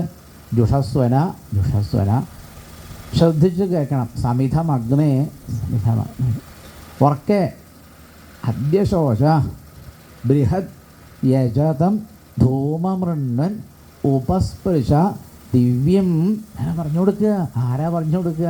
ഇതൊക്കെ ഈ കേരളത്തിലെ ബ്രാഹ്മണരുടെ പത്നിമാരോ ഒക്കെ ആയിരിക്കുന്ന ഈ സ്ത്രീകളാണ് ഈ കൊച്ചുണ്ണിക്ക് ചമ്മത ഇതൊക്കെ പറഞ്ഞു കൊടുക്കുക. ഇനി കുറിയിട്ടോളൂ. കുറിയിടൽ മന്ത്രം വേറെ ഉണ്ട്. വർച്ചസി ഭൂയാസം തേജസ്വി ഇതൊക്കെ പറഞ്ഞു കൊടുക്കണം. ഇനി തൊഴുതുന്നോളൂ. തൊഴുതുമ്പോൾ വേറൊരു മന്ത്രം ചൊല്ലാണ്ട് ഇതൊക്കെ പറഞ്ഞു കൊടുക്കണം. ആര് പറഞ്ഞു കൊടുക്കും? വീട്ടിലുള്ള ബ്രാഹ്മണരൊക്കെ പഴയ വഴിക്കും. ഞാൻ നോക്കും ഇവിടെയല്ലേ, എൻ്റെ വീട്ടിൽ ഉണ്ണി ഉണ്ടെന്ന് വിചാരിക്കുക. ഞാനിങ്ങനെ വായനയായിട്ട് തെക്കും വടക്കും കണ്ടമംഗലം പരമേശ്വരൻ നടക്കുമ്പോൾ എൻ്റെ വീട്ടിൽ 2 ഉണ്ണി ഉണ്ടായിരുന്നു. 2 ഉണ്ണികൾക്ക് ആരാ പറഞ്ഞു കൊടുക്കുക? ഞാനെങ്ങനെയാണ് പറഞ്ഞു കൊടുക്കുക? ഞാനവിടെ ഇല്ലല്ലോ, മുടക്കാൻ പാടില്ല. അല്ലാണ്ട് സപ്താഹമാണെന്നും പറഞ്ഞ് 7 ദിവസം മുടക്കാൻ പറ്റില്ല. അപ്പോൾ വീട്ടിലെ അമ്മമാരാ പറഞ്ഞു. ഇങ്ങനെ ഒരു സമ്പ്രദായമാണ് കേരളത്തിലുണ്ടായി. അപ്പോൾ ഈ അമ്മമാർക്ക് വേര് നല്ലതുപോലെ നിഷ്ഠുണ്ട് എന്നർത്ഥം. പഠിക്കണ്ടേ? ഇത് കഴിഞ്ഞാൽ പിന്നെ ഉപസ്ഥാനം ചെയ്യണം. എല്ലാ ദിവസവും ഉപസ്ഥാനം. ഉണ്ണിക്ക് നിഷ്ഠ ഉണ്ടാവില്ല. ആദ്യകാലത്ത് കുറേ ദിവസം കഴിഞ്ഞാലല്ലേ ഉണ്ണി ചെവി പിടിക്കൂ. അപ്പോൾ ഉണ്ണി ഇങ്ങനെ ചെവി ഇങ്ങനെ പിടിക്കും. ചൊല്ലിക്കോളൂ. ആരാ ചൊല്ലി കൊടുക്കുക? ഇതൊക്കെ അമ്മമാർ പഠിച്ചു വയ്ക്കുക. ഉദ്വയം തമസ പരിപശ്യന്ത ജ്യോതിരുത്തം അങ്ങനെ ചൊല്ലിക്കൊടുക്കുക. അങ്ങനെ അതായത് ഞാൻ പറഞ്ഞു വരുന്നത്, നമ്മുടെ കേരളത്തിൽ ഈ ബ്രാഹ്മണർ ചൊല്ലുന്ന വേദമന്ത്രങ്ങളും സംഗതികളും ഒക്കെ കണ്ടിട്ടും കേട്ടിട്ടും ഒക്കെ നല്ലതുപോലെ വശാക്കി വെച്ചിട്ടുണ്ടാരും ഈ സ്ത്രീകളൊക്കെ. അങ്ങനെയുള്ള സ്ത്രീകളാണ് പാകപ്പാട് 64 അക്ഷരേ കേട്ടുള്ളൂ അല്ലേ? എത്ര അക്ഷരം എണ്ണി നോക്കിയില്ലേ? എണ്ണി നോക്കണം. 64 അക്ഷരങ്ങളെ ആര് പറഞ്ഞുള്ളൂ? ഗുരുവായൂരപ്പൻ പറഞ്ഞിട്ടുണ്ട്. അത് യാഗശാലയാണ്. വിശക്കുകയാണെങ്കിലും ആക്രാന്തം കാണിക്കാൻ പാടില്ല. വിശന്നിട്ട് പറഞ്ഞയച്ചതാ. കാട്ടിലൊരു ദിവസം കൃഷ്ണനും രാമനൊക്കെ പാടങ്ങനെ കളിച്ചുകൊണ്ടിരിക്കുമ്പോൾ കൂട്ടുകാർ വയറിൻ്റെ മുകളിൽ തൊട്ട് പറഞ്ഞു, എന്ത്? ഞങ്ങൾക്ക് വിശന്നിട്ട് വയ്യാന്ന് പറഞ്ഞു. ഉടനെ ഭഗവാൻ പൃഥുവിൻ്റെ അവതാരം ഓർത്തു അത്രേ. എന്തിനാത്? ഈ കൃഷ്ണനാ കുറേ കാലം മുമ്പ് പൃഥുവായിട്ട് അവതരിച്ചത്. പൃഥുവായിട്ട് അവതരിച്ച് രാജാവായിട്ട് വന്ന കണ്ടിരുന്നപ്പോൾ ഒരുപാട് പ്രജകൾ മുന്നിൽ വന്നിട്ട് പറഞ്ഞത് ഇതാ, എന്ത്? വയം രാജൻ ജാഠരേണ അഭിതപ്താഹ യഥാഗ്നിനാ കോടരസ്ഥേന വൃക്ഷാഹ. ഹേ മഹാരാജാവേ, ഞങ്ങൾക്ക് വിശന്നിട്ട് വയ്യ എന്ന് പ്രജകളൊക്കെ പറഞ്ഞു. കാരണം വേനൻ്റെ ദുർഭരണം കാരണം ആഹാരം കിട്ടണില്ല. അത് പൃഥു മഹാരാജാവ് എല്ലാവർക്കും ഇഷ്ടം പോലെ ആഹാരം കൊടുത്തിട്ടുണ്ട്. അപ്പോൾ കൃഷ്ണൻ ആദ്യം എന്താ ഓർത്തത്? പണ്ട് ഞാൻ പൃഥുവായിട്ട് അവതരിച്ചിരുന്ന കാലത്ത് എൻ്റെ മുന്നിൽ വന്നിട്ട് വയറ്റത്ത് പിടിച്ചിട്ടാണ് പറഞ്ഞത്. എന്നിട്ട് അന്ന് പരിഹരിച്ചു. ഇതിപ്പോൾ ഇവരോടിപ്പോൾ എന്താ പറയുക? വിശന്നിട്ട് വയ്യ എന്ന് പറഞ്ഞാൽ വേണമെങ്കിൽ ഭൂമിയോട് പറഞ്ഞാൽ ഭൂമി എന്ത് ചെയ്യും? സെക്കൻഡ് കൊണ്ട് കൊടുക്കും. ഭൂമിദേവി അടുത്ത് ഭാര്യയല്ലേ? കൃഷ്ണൻ എവിടെയായിരിക്കണം? നിലത്തിരിക്കുക. വിശന്നിട്ട് കൃഷ്ണൻ നിലത്ത് ഭൂമിയെ തൊട്ടിരിക്കുക. വൃന്ദാവനത്തിൽ ബലരാമൻ മുഖത്തേക്ക് നോക്കി നിലത്തിരിക്കുക. വേണമെങ്കിൽ ഭാര്യയെ തൊട്ടിട്ടാണ് ഇരിക്കണത് പറഞ്ഞാൽ പോരെ ഭൂമിദേവി? അതെ, പണ്ട് പശുവായത് ഓർമ്മയില്ലേ? ഇവിടുന്ന് ഓർമ്മയുണ്ട്. അന്ന് ഞാൻ മൃദുവായിട്ട് അവതരിച്ചപ്പോൾ ഇഷ്ടംപോലെ ഭക്ഷണം കൊടുത്തില്ലേ? ഇവിടെ കുറച്ച് കൂട്ടുള്ളൂ, അല്ലാണ്ട് വിശക്കും. വേഗം 5 മിനിറ്റ് വേണ്ട. ഈ ഭൂമിദേവി എന്ത് ചെയ്യും? കൃഷ്ണൻ പറഞ്ഞാൽ എല്ലാ ഗോപകുമാരന്മാർക്കും ഇഷ്ടംപോലെ ഭക്ഷണം കൊടുക്കില്ലേ? ഭഗവാൻ ഒരവതാരത്തെ ചെയ്ത് രണ്ടാമത്തെ അവതാരത്തിൽ ആവർത്തിക്കാറില്ല. എല്ലാം പുതു ലീലകളാണ്. അതുകൊണ്ട് ഭഗവാൻ അതൊന്നും ചെയ്തില്ല. ഭഗവാൻ തൻ്റെ കൂട്ടുകാരോട് പറഞ്ഞു, നിങ്ങൾക്ക് വല്ലാതെ വിശക്കുന്നുണ്ടെങ്കിൽ നിങ്ങൾ ഇവിടെ നിന്ന് അല്പം നടന്നു പോയാൽ മതി. അവിടെ എന്ത് കാണാം? അവിടെ യാഗശാല കാണാം. അവിടെ പോയി ചോദിച്ചാൽ മതി എന്ന് പറഞ്ഞതാ.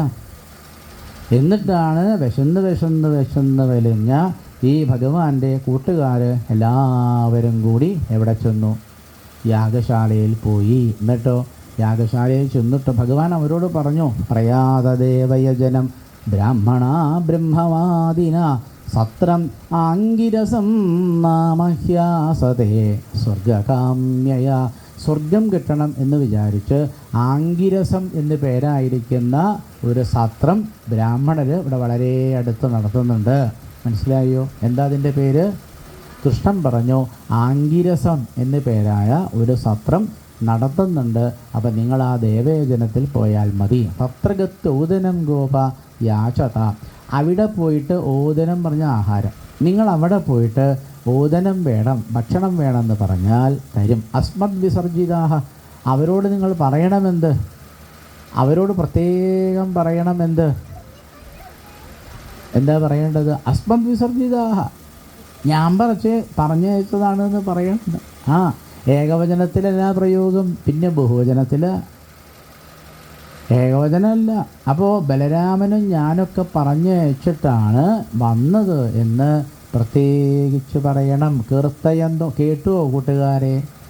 നിങ്ങൾ അവിടെ പോയിട്ട് വെറുതെ ചോറ് തരണം എന്ന് പറഞ്ഞാൽ ആരാ ചോറ് തരാം? അപ്പോൾ എന്ത് പറയണം? കൃഷ്ണനും രാമനും വിസർജിതാഹ പറഞ്ഞാൽ ഞങ്ങളാണ് ഇങ്ങോട്ട് പറഞ്ഞയച്ചത് എന്ന് പറയണം.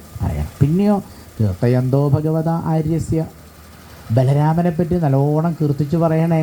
അങ്ങനെയാണ് ഏട്ടനെ പറ്റി, ബലരാമനെ പറ്റി കീർത്തയന്തഹ എന്നാണ്. എന്താ അർത്ഥം? ബലരാമനെ നല്ലതുപോലെ പ്രകീർത്തിച്ചുകൊണ്ട് വേണം ഭഗവതഃ ആര്യസ്യ. കാരണം ഏട്ടനാണ്. എന്നെപ്പറ്റി പിന്നെ എന്ത് ചിട്ടയാ ഗുരുവായൂരപ്പനല്ലേ. അവിടെ പോയിട്ട് ആദ്യം എന്നെപ്പറ്റി പറയുക ഞാൻ അനിയനാണ്, അത് വേദത്തിന് വിരുദ്ധമാവും, അത് ക്രമം തെറ്റും. ക്രമം തെറ്റാൻ പാടില്ല. ക്രമത്തിൽ ഇത് വിശന്ന് ആക്രാന്തം കാണിക്കുമ്പോൾ എന്ത് പാടില്ല? ക്രമം തെറ്റിപ്പോവരുത് എന്ന്. അതുകൊണ്ട് ആ ക്രമത്തിലേ പറയാവൂ. കീർത്തയന്തോ ഭഗവതഃ ആര്യസ്യ. ആര്യൻ പറഞ്ഞ ആരാ? ബലരാമൻ. അപ്പോൾ ആദ്യം നിങ്ങൾ അവിടെ പോയിട്ട് എന്താ പറയേണ്ടത്? കൃഷ്ണൻ എന്ന് പറയാൻ പാടില്ല. ആദ്യം എന്ത് പറയണം?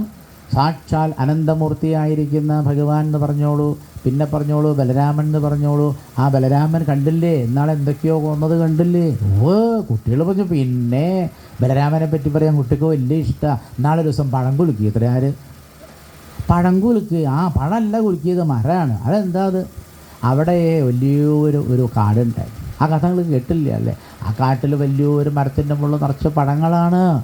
അതിങ്ങനെ വരിയായിട്ട് മരങ്ങളാണ്. മുകളിലേക്ക് വീട്ടിലൊക്കെ നിറച്ചുണ്ട് പഴം. അപ്പോൾ ചോദിച്ചു, ഈ കുലുക്കാൻ പറ്റുമോ ചോദിച്ചു. എന്ത് കുലുക്കാൻ പറ്റുമെന്ന്? ആ മുകളിലുള്ള കുലുങ്ങിയാലല്ലേ പഴം താഴത്തേക്ക് വീഴുള്ളൂ.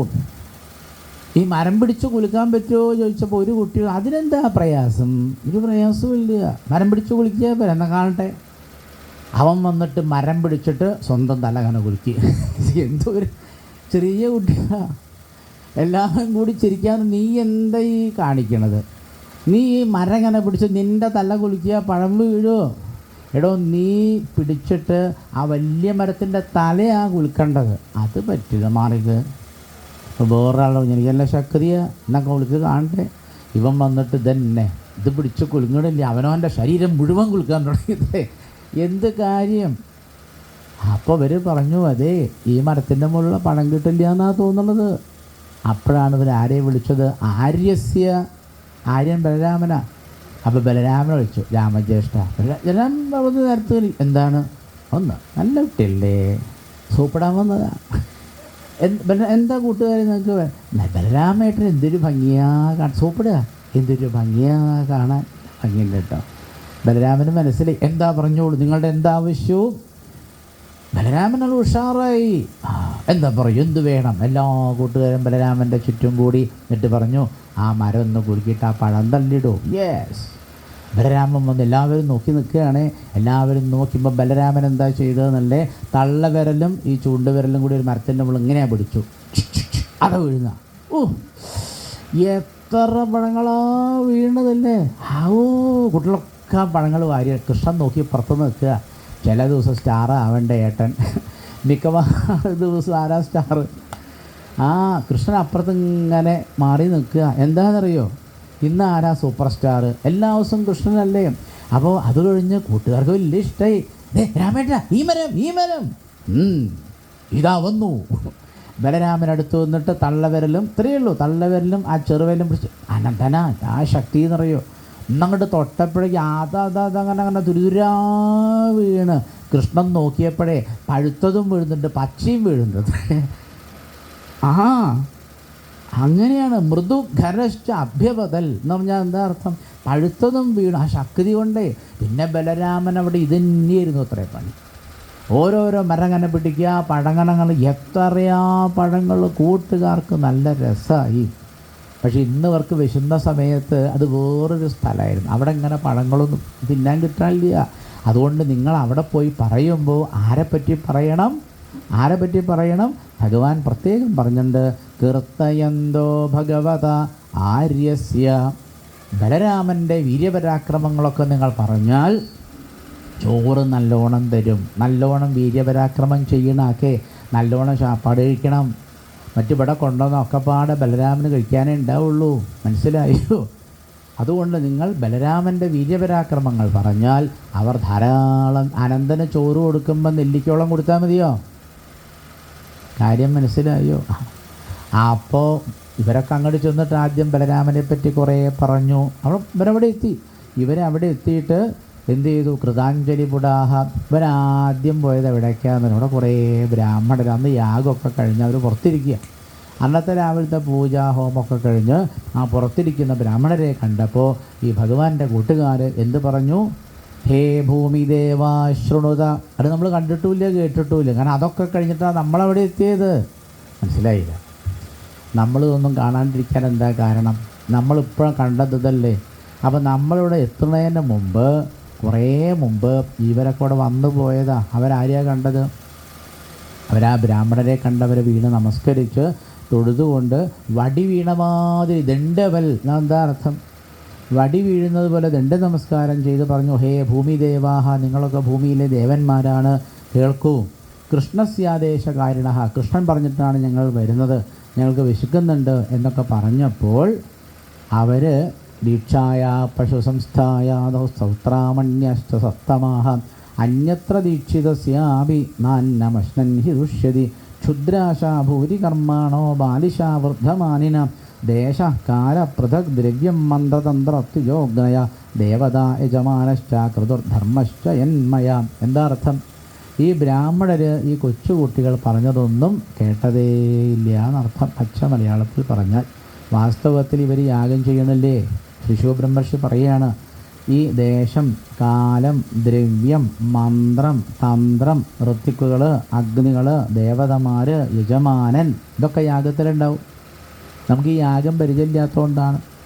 അപ്പം നമുക്ക് സിദ്ധാന്തെങ്കിലും പഠിച്ചു വെച്ചൂടെ? എന്തൊക്കെ ഉണ്ടാവും യാഗത്തിൽ? എന്തൊക്കെ ഉണ്ടാവും? ദേശം, കാലം, ദ്രവ്യം, മന്ത്രം, തന്ത്രം, ഋത്തിക്കുകൾ, പലതരത്തിലുള്ള അഗ്നികൾ, ദേവതമാർ, യജമാനൻ, ക്രതു, ധർമ്മം, ഇതെല്ലാം തന്നെ വാസ്തവത്തിൽ കൃഷ്ണമയമാണ്. അതുകൊണ്ടാണ് സഹസ്രനാമത്തിൽ യജ്ഞോ യജ്ഞപതിര്യജ്വാ യജ്ഞാംഗോ യജ്ഞവാഹന യജ്ഞഭൃദ്യജ്ഞകൃദ്യജ്ഞീ യജ്ഞഭുജ്ഞസാധന യജ്ഞാന്തകൃദ്യജ്ഞഗുഹ്യമന്നമന്നാദ ഏവച എന്ന് ചൊല്ലാൻ കാരണം ഈ ശ്രീകൃഷ്ണൻ യജ്ഞസ്വരൂപിയാണ്, യാഗസ്വരൂപിയാണ്. ഇതൊക്കെ ആർക്കറിയാം?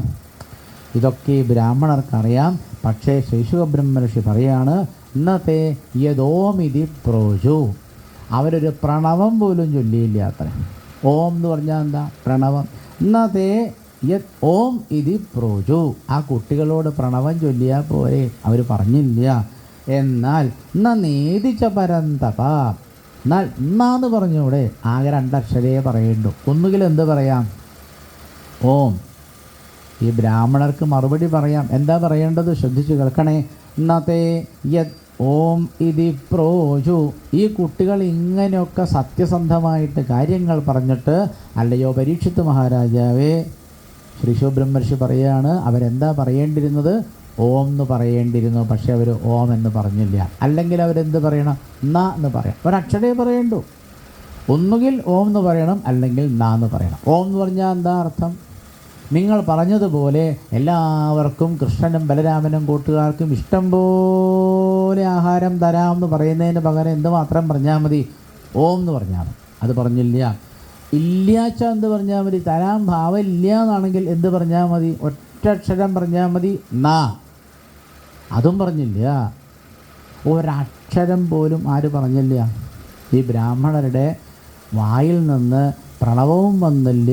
രണ്ട് വളരെ പ്രസിദ്ധമായ രണ്ട് അക്ഷരങ്ങളാണ് കേട്ടോ. ഏത്? ഓം എന്ന് പറയുന്ന അക്ഷരവും ന എന്ന് പറയുന്ന അക്ഷരവും. ഇത് അങ്ങക്ക് പറഞ്ഞാൽ മനസ്സിലാവും എന്ന് പരീക്ഷത്തിനോട് ആര് പറഞ്ഞു? ശ്രീശോ ബ്രഹ്മർഷി പറഞ്ഞു. പരന്തപാന വിളിച്ചത്. ആരെ? പരീക്ഷത്തിന്. ആ സമയത്ത് ശ്രീശോ ബ്രഹ്മർഷി എന്താ വിളിച്ചത്? അങ്ങ് പരന്തപനാണ്, അതുകൊണ്ട് അങ്ങക്കിത് പറഞ്ഞാൽ മനസ്സിലാവും. അത് കേട്ടിട്ട് ആർക്ക് വിഷമായി? പരീക്ഷത്ത് മഹാരാജാവിന് പോലും വിഷമായി. എന്താ കാരണം എന്നറിയോ? ഈ പരീക്ഷത്ത് കുറച്ച് ദിവസം മുമ്പെയാണ് വല്ലാതെ ദാഹിച്ചിട്ട് ഒരാശ്രമത്തിൽ പോയത്. ശ്രദ്ധിക്കണ്ടോ? അന്ന് ആ പരീക്ഷത്ത് അവിടുന്ന് കുറേ പറഞ്ഞു, എനിക്ക് വിശന്നിട്ട് വയ്യ, ഞാൻ പരീക്ഷത്താണ്, തൊണ്ട വരളണോ, വയ്യ. എന്താ മഹർഷി? എങ്ങനെ? മഹർഷി കണ്ണടച്ചിരിക്കുക. ആ മഹർഷി എന്ത് പറഞ്ഞില്ല? ഓം എന്ന് പറഞ്ഞില്ല, തരാമെന്ന് പറഞ്ഞില്ല, ഇല്ല എന്ന് പറഞ്ഞില്ല, ഒന്നും പറഞ്ഞില്ല. എന്നിട്ടാണ് എനിക്ക് ദേഷ്യം വന്നിട്ട് ഞാൻ എന്ത് ചെയ്തത്? ഒരു പാമ്പിനെ ആ കഴുത്തിലെടുത്തിട്ടുള്ളതല്ലേ. അപ്പോൾ തൻ്റെ കഥയോട് സാമ്യമുള്ളൊരു കഥയാണ് ആര് കേട്ടത്? പരീക്ഷിത് കേട്ടത്. മനസ്സിലായോ? അപ്പോൾ പരീക്ഷിത് ശ്രദ്ധ ഇവിടുന്ന് ഇതുവരെ ശ്രദ്ധിക്കാത്തതിനേക്കാൾ ഇനി പറയുന്നത് ശ്രദ്ധിക്കണം എന്നാണ് അതിൻ്റെ ആ വിളിയുടെ അർത്ഥം. കാരണം ഇനിയാണ് ഇതിലെന്ത്? ഈ കഥയിലെ ഏറ്റവും പ്രധാനപ്പെട്ട ഭാഗം പരീക്ഷത്തെ ഇനി പറയണതാണ്. അതുകൊണ്ട് ശ്രദ്ധിച്ച് കേട്ടോളൂ. അപ്പോൾ ഈ പോയ കുട്ടികളൊക്കെ എന്ത് ചെയ്തു? നിരാശരായി. ഒന്നും കിട്ടിയില്ല. അങ്ങനെ അവരെല്ലാവരും തിരിച്ചിവിടെ വന്നു. കൃഷ്ണൻ ചോദിച്ചു, ഭക്ഷണം കിട്ടിയോ? ഉണ്ടായ കഥകളൊക്കെ പറഞ്ഞു. തതുപാകരണ്യ ഭഗവാൻ പ്രഹസ്യ ജഗദീശ്വര. കൃഷ്ണൻ ആരാ? ജഗദീശ്വരനായ കൃഷ്ണൻ. അത് കേട്ടപ്പോൾ പ്രഹസ്യ എന്താ അർത്ഥം? ചിരിച്ചുകൊണ്ട് ഭഗവാൻ മറുപടി പറഞ്ഞു. അല്ലേ? ഭഗവാന് ദേഷ്യം തോന്നിയില്ല. നമ്മളാണെങ്കിൽ ദേഷ്യം പിടിക്കില്ലേ? ദേഷ്യം പിടിക്കുക, ഒരിക്കലും ദേഷ്യം പിടിക്കേണ്ട. ചിരിച്ചുകൊണ്ട് ഭഗവാൻ എന്ത് പറഞ്ഞു? നിങ്ങളെ ഒരു കാര്യം ചെയ്തു. ഭഗവാന് തോന്നി ഇവരോട് ഞാൻ ഈശ്വരനാണെന്നുള്ള മട്ടിലൊന്നും പറഞ്ഞിട്ട് കാര്യമില്ല. അവരോട് ഇനി എന്ത് പറയണം? ലൗകികയും ഗതിയും ലൗകികമായ രീതിയിൽ ഇവരോട് സംസാരിച്ചാൽ, ഇതുവരെ ഭഗവാൻ പറഞ്ഞത് അലൗകികമായിട്ടാണ്, ഇനി ലൗകികമായിട്ട് പറയാമെന്ന് വിചാരിച്ച് ഭഗവാൻ അവരോട് പറഞ്ഞു, കൂട്ടുകാരെ ഒരു കാര്യം ചെയ്യൂ. നേരത്തെ പറഞ്ഞത് എന്താണെന്ന് ഓർമ്മയില്ല? ആദ്യം ബലരാമനെ പറ്റി പറയണം, പിന്നെ എന്നെ പറ്റി പറയണം, ക്രമത്തിലേ പറയാവൂ എന്നൊക്കെ പറഞ്ഞ ഭഗവാൻ പറഞ്ഞു, ഇനി നിങ്ങൾ ക്രമം നോക്കരുത്. അതാണ് വേദത്തിൻ്റെ രഹസ്യം. ഭഗവാൻ പറഞ്ഞു, നിങ്ങൾ അവിടെ പോയിട്ട് എന്ത് പറയണം? നിങ്ങൾ അവിടെ പോയിട്ട് നേരത്തെ പറഞ്ഞത് എന്താ? ആദ്യം ആരെ പറ്റി പറഞ്ഞു? കീർത്തയന്തോ ഭഗവത ആര്യസ്യ മമചാഭിതാം. ബലരാമനെ പറ്റി നല്ലോണം കീർത്തിച്ചതിന് ശേഷം എന്നെപ്പറ്റി പറയണമെന്നല്ലേ പറഞ്ഞത്. അതുകൊണ്ട് എന്ത് കിട്ടിയില്ല? അതുകൊണ്ട് ഇനി നിങ്ങൾ അവിടെ പോയി പറയുമ്പോൾ ഈ ക്രമം തെറ്റിച്ച് പറയണം. ഇനി അവിടെ പോയാൽ മാം ജ്ഞാപയത പഗ്നിഭ്യ. ആദ്യം ആരെ പറ്റി പറയണം? ഇനി അവിടെ പോയാൽ കൂട്ടുകാരെ നിങ്ങൾ മാം ജ്ഞാപയത പഗ്നിഭ്യ, എന്നെപ്പറ്റി നിങ്ങൾ പറയണം. പിന്നീട് ആരെപ്പറ്റി പറയണം? സസംഘർഷണമാഗതം, ബലരാമനെ പറ്റി പറയണം. കൂട്ടുകാർ പോവാൻ പുറപ്പെട്ടപ്പം ഭഗവാൻ പറഞ്ഞു, ഞാൻ പറയണം മുഴുവൻ കേട്ടിട്ട് പോവൂ. എന്താ കൃഷ്ണ? അതെ, നിങ്ങൾ ആ ബ്രാഹ്മണരടുത്ത് പോയിട്ടല്ല പറയേണ്ടത്. പിന്നെ പത്നീഭ്യ, നിങ്ങളെ അതിൻ്റെ വടക്ക് ഭാഗത്ത് പോയി, വലിയ യാഗശാലയാണ്. ആ യാഗശാലയിൽ വടക്ക് ഭാഗത്തേക്കാണ് പോവേണ്ടത്.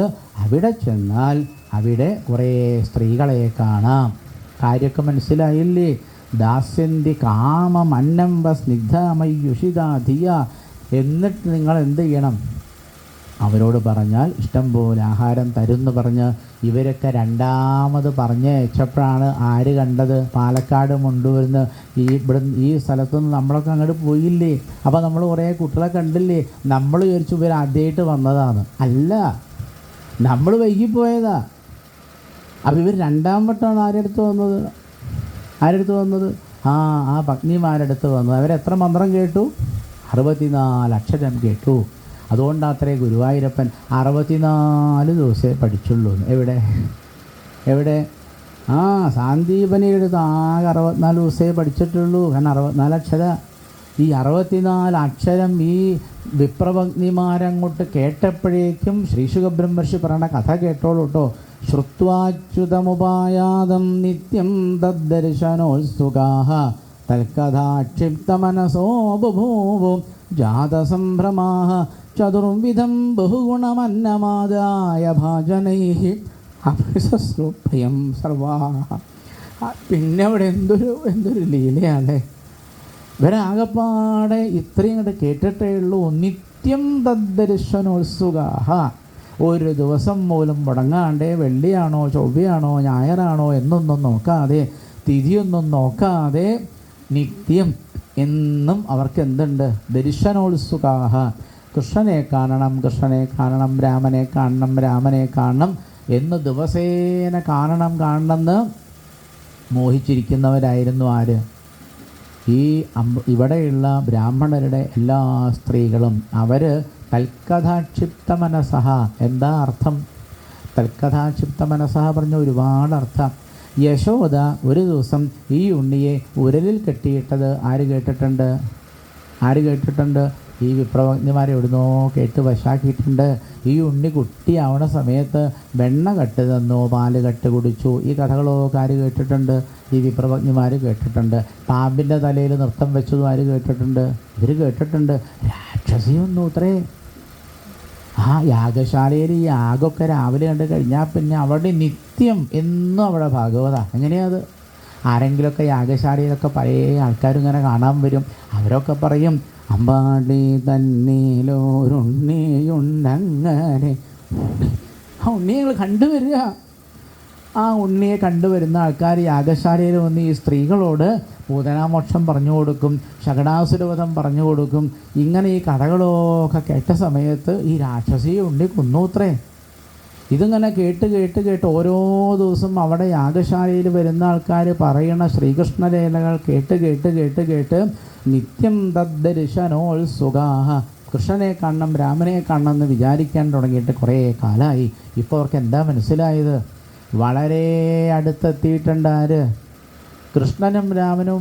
ഇവിടെ നടക്കാനുള്ള ദൂരേ ഉള്ളൂ, അധികമൊന്നുമില്ല. വളരെ അടുത്ത് കാണണമെന്ന് കൊതിച്ചിരിക്കുന്ന ഭഗവാന്മാരടുത്തെത്തി എന്നങ്ങോട്ട് കേട്ടപ്പോഴേക്കും പരീക്ഷത്തെ ചതുർവിധം ബഹുഗുണം അന്നമാദായ ഭാജനേഹി അഭിസസ്രു പ്രിയം സർവാഹ. ഇനി അവിടെ ഒരു തിരക്കുണ്ടായിരുന്നു അത്രേ.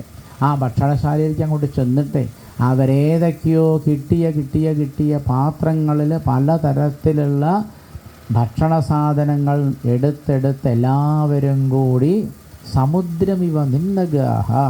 എന്താ ഭാഗവതത്തിലെ പ്രയോഗം അല്ലേ? എല്ലാവരും കിട്ടിയ സാധനം എടുത്ത് ഓടുകയായിരുന്നു അത്രേ. ഏതുപോലെ? സമുദ്രമിവ നിന്നഗാഹ. അതാണ് ഭക്തിയോഗം എന്ന് പറഞ്ഞാൽ. നിന്നഗ പറഞ്ഞാൽ എന്താ അർത്ഥം? നിന്നഗ എന്ന് പറഞ്ഞാൽ പുഴ എന്നർത്ഥം. പുഴ ഒഴുകണ കണ്ടിട്ടില്ലേ? പുഴ അങ്ങനെ എല്ലാ തടസ്സങ്ങളെയും തട്ടി മാറ്റിയിട്ടാണ് പുഴകളൊക്കെ. കവികൾ പറയും പുഴകളുടെ ഭർത്താവാണ് സമുദ്രം എന്നാ പറയും. ഇങ്ങനെയാണ് സാഹിത്യ ഭാഷ. അപ്പം നിന്നഗാഹ സമുദ്രമിവ. എല്ലാ പുഴകളും സമുദ്രത്തിലേക്ക് എങ്ങനെയാണോ പരീക്ഷത്തെ ഒഴുകിപ്പോകുന്നത് അതുപോലെ ഒരു പുഴയുടെ ഭാവം ആർക്ക് വന്നു? ഈ വിപ്രഭഗ്നിമാർക്ക് വന്നു. അതെന്താ പുഴയുടെ ഭാവം എന്നറിയോ? അതിൻ്റെ പേരാണ് ഭക്തിപ്രവാഹ യോഗം. ആ എല്ലാ വിപ്രഭഗ്നിമാരുടെയും ഉള്ളിൽ ഭക്തി എത്രയോ വലിയ ഒരു പ്രവാഹമായിട്ടൊഴുകി അവരെല്ലാവരും കൂടി കിട്ടിയ സാധനം എടുത്തിട്ട് അവരെവിടേക്ക് ചെന്നു? ഭഗവാനെ കാണാൻ വേണ്ടി ഓടി. ഈ പുഴയ്ക്ക് വഴിയിൽ വലിയ കല്ലും പാറക്കെട്ടൊക്കെ ഉണ്ടാവില്ലേ? അപ്പോൾ പുഴ എന്താ ചെയ്യുക? വളഞ്ഞു തിരിഞ്ഞങ്ങോട്ട് ഒഴുകുക അത്രേ. വഴിയിൽ എന്തുണ്ടെങ്കിൽ അതിനൊക്കെ താട്ടി മാറ്റി. വഴിയില്ലെങ്കിൽ അവരെന്ത് ചെയ്യും? ഏതിലെങ്കിലൊക്കെ വഴി ഉണ്ടാക്കിയിട്ടല്ലേ പുഴ പോവുക. ഇതുപോലെ അവർ ഈ ബ്രാഹ്മണരൊക്കെ അവിടെ നിൽക്കുന്നുണ്ട്. ബ്രാഹ്മണർ നോക്കിയപ്പോൾ പാത്രം പൊട്ടണ ശബ്ദം കേൾക്കുന്നുണ്ട്. ഇതെന്തോടെ പാത്രം കൊട്ടിയാർപ്പോൾ? സ്വതവേ യാഗശാലയിൽ ശബ്ദം ഉണ്ടാക്കാൻ പാടില്ല, നിയമമുണ്ടെന്ന് അർത്ഥം പറഞ്ഞില്ലേ? ബ്രാഹ്മണരോട് ഇരിക്കുമ്പോൾ എന്താ അവിടെ അടുക്കളയുടെ ഭാഗത്ത് ഇങ്ങനെ വലിയ കോലാഹലം? അവിടെ പാത്രം എടുക്കുമ്പോൾ തട്ടിമറിയില്ലേ? ഏതോ ഒരു സ്ത്രീ കുറേ പാത്രം അങ്ങനെ വെച്ചിട്ടുണ്ട് അത്രേ. അടിയിൽ നിന്നാണ് വലിച്ചത്. അപ്പം എന്താ ഉണ്ടായത്? ബാക്കി പറയണ്ടല്ലോ അല്ലേ? ഈ കോലാഹലമൊക്കെ പാടെ കേട്ടിട്ട് ഈ ബ്രാഹ്മണർ വന്ന് നോക്കിയപ്പോൾ എന്താ അവരുടെ ഭാര്യമാരൊക്കെ എന്താന്ന് ഇവർക്ക് മനസ്സിലായില്ല. എന്താ എന്താ എന്താ ഭാവം, എന്താ അവിടെ ഇവരെന്തേലും പറയുന്നുണ്ടോ? ആരോ ഒരു സ്ത്രീ പറഞ്ഞു അത്രേ, കൃഷ്ണനെ കാണാൻ പോവുകയാണ്, രാമനെ കാണാൻ പോവുകയാണ്. അങ്ങനെയാണ് വിവരം കിട്ടിയത്. ഇതങ്ങോട്ട് കിട്ടിയപ്പോൾ അവരെന്താ ചെയ്തതെന്നല്ല, എന്ത് കൃഷ്ണൻ, രാമനെ, ആര് കൃഷ്ണൻ, ഏത് രാമൻ? നിഷിധ്യമാനാഹ. അവരൊക്കെ ഭർത്താക്കന്മാരൊക്കെ പിടിച്ചു വെച്ചപ്പോൾ തട്ടിമാറ്റിപ്പോയി. ഇപ്പം ആർക്കും അബലകളൊന്നുമല്ല ഇപ്പം. അവർക്ക് എന്തൊരു ശക്തിയാണെന്നറിയോ? അവരാ കാളനും ഓലനൊക്കെ പിടിച്ച പാത്രം കയ്യിൽ പിടിച്ച് ഭർത്താക്കന്മാരൊക്കെ പുഴ എങ്ങനെയാണോ തട്ടിമാറ്റി വഴിയുണ്ടാക്കി പോകില്ലേ, അതിനാ ഭക്തി എന്ന് പറയുക. ആരെങ്കിലുമൊക്കെ ഭഗവാന്റെ നാമൊക്കെ ജപിച്ച് ഗുരുവായൂരപ്പനെ ഭജിക്കാം എന്നൊക്കെ വിചാരിച്ച് വന്നാൽ ഈ ഭക്തന്മാർക്ക് എത്ര പ്രതിബന്ധങ്ങളാണ് ഉണ്ടാവുമല്ലേ.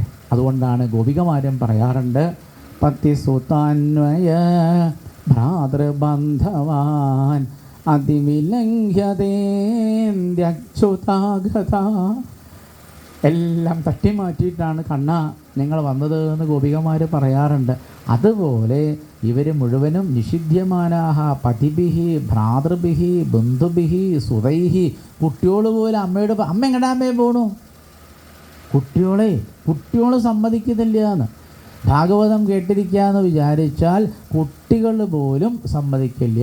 ഭ്രാതൃഭിഹി സഹോദരന്മാർ തടസ്സമാകും, ഭർത്താക്കന്മാർ തടസ്സമാകും. അവരെയൊക്കെ തട്ടി മാറ്റിയിട്ടാണ് പരീക്ഷിത്ത് മഹാരാജാവേ ഇവരങ്ങോട്ട് ചെന്ന് ഇങ്ങനെ വേണം എവിടേക്ക് വരാൻ, ഇങ്ങനെയാണ് ഭാഗവതം കേൾക്കാൻ വരേണ്ടത് എന്നർത്ഥം. എന്നിട്ട് അവരങ്ങോട്ട് ഓടിച്ചെന്നപ്പോൾ എന്താ ഉണ്ടായതെന്നല്ലേ, ഭഗവതി ഉത്തമ ശ്ലോകേ ദീർഘ ശ്രുത ധൃത ആശയാഹ. എത്ര അർത്ഥമുള്ളൊരു പദം അല്ലേ. എത്രയോ കാലമായി ഭഗവാനെ കാണണമെന്ന് വിചാരിച്ച് ഇവരങ്ങനെ ഇതിനാണ് ഈ ദിദൃക്ഷ എന്ന് പറയും. അപ്പോൾ ആദ്യം എന്തുണ്ടായി, ശുശ്രൂഷ ഉണ്ടായി, കേൾക്കണം എന്നുള്ള. അതാണല്ലോ നിങ്ങളിവിടെ ഇങ്ങനെ കേൾക്കണം എന്ന് വന്നിരിക്കും. ഭാഗവതത്തിൻ്റെ കഥയും കണ്ട് പറയാൻ തുടങ്ങിയ ഓടി വന്ന് മുമ്പിലിരിക്കണം എന്നാണ്, നടന്നു വരാൻ പാടില്ല എന്നാണ്. എങ്ങനെയാണ് വരേണ്ടത്? സപ്താഹം നടക്കുന്ന സ്ഥലത്ത് കഥയും കണ്ട് തുടങ്ങിയത് കണ്ട സകല സാധനങ്ങളും എന്ത് ചെയ്യണം? ഇനി അതിലൊന്നും ശ്രദ്ധയില്ല. ഇനി എനിക്ക് ഭാഗവതം ഓടി അങ്ങനെ ഇരിക്കണം എന്നാണ് പറയുക. മുമ്പിൽ വന്നിരിക്കുമ്പോഴേ എന്നിട്ട് അതൊക്കെ ഒന്ന് നേരെയാകുമ്പോഴേക്ക് ആചാര്യൻ കഥ അങ്ങനെയാണ് വേണ്ടത്. ഇപ്പം ഇവരെങ്ങനെ ഓടി വരണത് ആര് കണ്ടു? സ്വതവേ സ്വതവേ ഭഗവാൻ പശുക്കുട്ടികളെയും കൊണ്ട് ഓടി വരുമ്പോൾ ആരാ നോക്കി നിൽക്കുക? അനങ്ങാതെ ഗോപികമാർ നോക്കി നിൽക്കുന്നു. നേരത്തെ പറഞ്ഞില്ലേ, ഇപ്പം നേരെ മറിച്ച. ഇപ്പം എങ്ങനെയാ? കൃഷ്ണനും ബലരാമനും അനങ്ങാണ്ട് നോക്കി നിൽക്കുന്നുണ്ട്. ആരെയും നോക്കി നിൽക്കുന്നുണ്ട്? ആരാ വരുന്ന? ആരാത്? ഗോപികമാരല്ല, വിപ്രഭഗ്നിമാരാണ്. എന്തോരോ ഓട്ട. അവരുടെ കയ്യിൽ പശുവില്ല, പശുക്കുട്ടിയില്ല. പിന്നെ എന്താ ഉള്ളത്? കാളൻ, ഓലൻ, എരിശ്ശേരി, ഉപ്പിലിട്ടത്, വറുത്തപ്പേരി, പായസം, ചോറ്, പപ്പടം, എന്തൊക്കെയോ കയ്യിലെടുത്തിട്ടാണ് ആര് വരുന്നത്? ഈ വിപ്രഭഗ്നിമാർ മുഴുവനും ഓടി വന്നപ്പോൾ അവർ കണ്ടു. എങ്ങനെയായിരുന്നു കേട്ടോളൂ. യമുനോപവനേ ശോകനവപല്ലവ മണ്ഡിതേ വിചരന്തം മൃതം ഗോപൈഃ സാഗ്രജം ദദൃശുസ്ത്രിയ സർവത്ര ഗോവിന്ദനാമസങ്കീർത്തനം ഗോവിന്ദ ഗോവിന്ദ. എന്താ അവർ കണ്ടത്? ശ്രദ്ധിച്ചു കേൾക്കൂ. യമുനോപവനെ, യമുനയുടെ ഉപവനത്തിൽ, അശോക നവപല്ലവ മണ്ഡിതേ, ധാരാളം വൃക്ഷങ്ങളൊക്കെയുള്ള ഒരു സ്ഥലത്ത് ഗോപന്മാരോട് കൂടിയിരിക്കുന്ന, ബലരാമനോട് കൂടിയിരിക്കുന്ന കൃഷ്ണനെ കണ്ടു. എന്തൊരു കാഴ്ചയല്ലേ. അവരെങ്ങനെയാണ് കണ്ടത്? ഭഗവാൻ വിചാരിച്ചു എന്ത് നല്ല രീതിയിൽ നിൽക്കുകയാണ്. ഭഗവാൻ എന്താ ചെയ്തത്? ശ്യാമം ഹിരണ്യപരിധിം വനമാല്യപരിഹവധാതുപ്രവാള നടവേഷമനുവ്രതാം സേവിന്യസ്തഹസ്തം. ഭഗവാന്റെ ഒരു കൂട്ടുകാരൻ്റെ തോളിലേക്ക് ഭഗവാൻ ഇത് ധ്യാനിക്കണേ. ഇനി പറയാൻ പോണ ഈ ഒരു രൂപം നിങ്ങൾ ധ്യാനിച്ചാൽ മതി, എല്ലാ വേദത്തിൻ്റെ അർത്ഥം മനസ്സിലാവൂത്രേ. എളുപ്പമായില്ലേ? വേദമൊന്നും പഠിക്കാൻ പറ്റില്ല. ഇനി പറയാൻ പോണ ഭഗവാനെ ധ്യാനിച്ചാൽ മതി. വേദങ്ങളൊക്കെ ഉള്ളിലേക്ക് ഒഴുകി. എത്ര പേരാ ധ്യാനിക്കുക എന്നറിയോ? നല്ലോണം ധ്യാനിച്ചോളൂ. നല്ല ശ്യാമള വർണ്ണമായിരുന്നു ഭഗവാന്, ബലരാമന് വെളുത്ത നിറമായിരുന്നു. ഭഗവാൻ എന്ത് ചെയ്തു? തൻ്റെ കൂട്ടുകാരൻ്റെ തോളിലേക്ക് കൈയിട്ട് നിൽക്കുകയാണ്.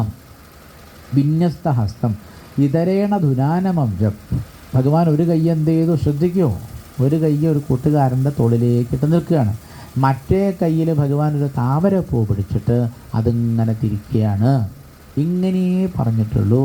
അപ്പോൾ നിങ്ങൾ ധ്യാനിച്ചുള്ളൂ. എന്നിട്ടോ കർണോൽപ്പലാളക കപോല മുഖാബ്ജഹാസം. ഭഗവാൻ ധാരാളം ആഭരണങ്ങളൊക്കെ ചാർത്തിയിട്ടുണ്ട്. വൃന്ദാവനത്തിൽ കാട്ടിൽ നിന്ന് കിട്ടുന്ന കുറേ സാധനങ്ങളാണ്. അതൊക്കെ ഭഗവാൻ എന്ത് ചെയ്തിട്ടുണ്ട്? അവിടെ പല സാധനങ്ങളും കിട്ടുമല്ലോ. അതൊക്കെ ചേർത്തിട്ട് ഭഗവാൻ നല്ല മാലയൊക്കെ കെട്ടി കഴുത്തിൽ ചാർത്തിയിട്ടുണ്ട്. ആകപ്പാടെ നല്ല ഭംഗിയുള്ള ഭഗവാനെ കണ്ടു.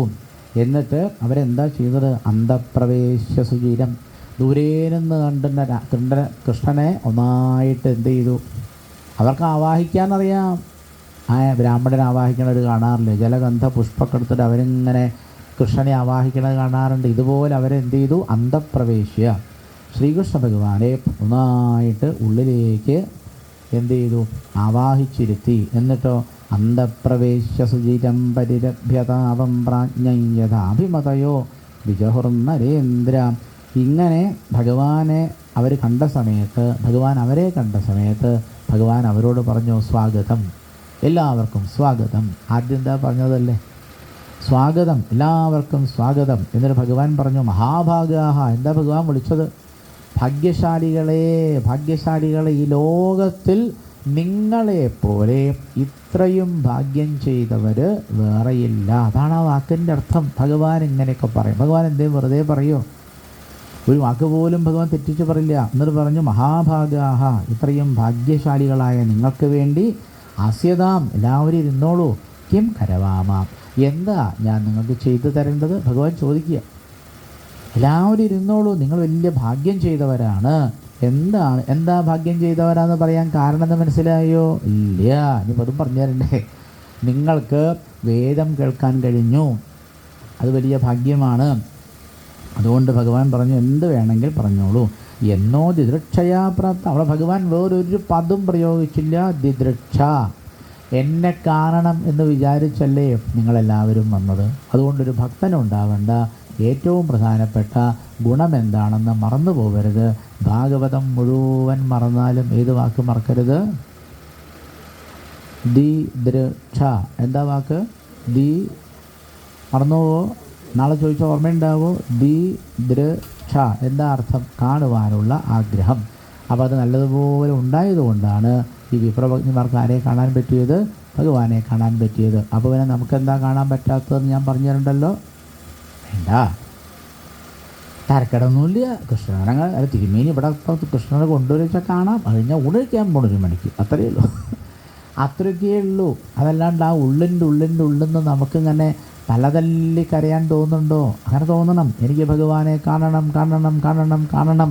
അത് ശരിക്കും മനസ്സിലായില്ലെങ്കിൽ കാപ്പിരാഗത്തിൽ ഒരു പാട്ടുണ്ട്, കണ്ണനെ കാണണം എന്നുള്ളൊരു പാട്ട്. അത് കേട്ടോളൂ, അതിങ്ങനെ കേട്ടാൽ മതി. ഏതാ രാഗം? അപ്പോൾ ആ കാപ്പി എന്ന് പറയുന്ന രാഗത്തിൽ കണ്ണനെ കാണണം എന്നുള്ള അതിമനോഹരമായ ഒരു വരികളുണ്ട്. അത് നിങ്ങൾക്ക് കേൾക്കാം. അതിങ്ങനെ കേൾക്കുമ്പോൾ തന്നെ കേൾക്കുന്ന ആൾക്കുന്നുണ്ടാവും കാണണം കാണണം എന്നുള്ളത്. കേട്ടണേ, നല്ല രസമുള്ളൊരു ഗാനമാണ്. കണ്ണനെ കാണണം കണ്ണനെ കാണണം, കണ്ണനൻ കണ്ണിനോ കർപ്പൂരമാകണം, അല്ലേ?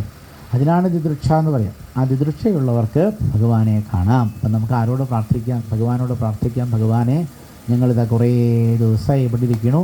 നമുക്കിനി ആകെ നാളെ ഒരു ദിവസമുണ്ട്, മറ്റന്നാൾ ഉച്ച വരെയുള്ളൂ. കഷ്ടിച്ചിന് 2 ദിവസമേ ഉള്ളൂ കേട്ടോ. എത്ര വേഗം 5 ദിവസമൊക്കെ കഴിഞ്ഞു പോയതല്ലേ. ഇനി ആകെ ഇത്തിരി സമയമേ ബാക്കിയുള്ളൂ. എപ്പോഴാണ് ദിദൃക്ഷ ഉണ്ടാവും എനിക്കറിയില്ല. അപ്പം നമ്മൾ ഇവിടെ ഇങ്ങനെ ഇരുന്ന് മറ്റു കാര്യങ്ങളൊന്നും ഇനി ചെയ്യാതെ, ഇനി വേറെ ഒന്നും ചിന്തിക്കാതെ, ഇനി നമുക്ക് എന്തുമാത്രം ഭഗവാനോട് പറയണം, നിങ്ങൾക്ക് ഭഗവാനെ കാണണം.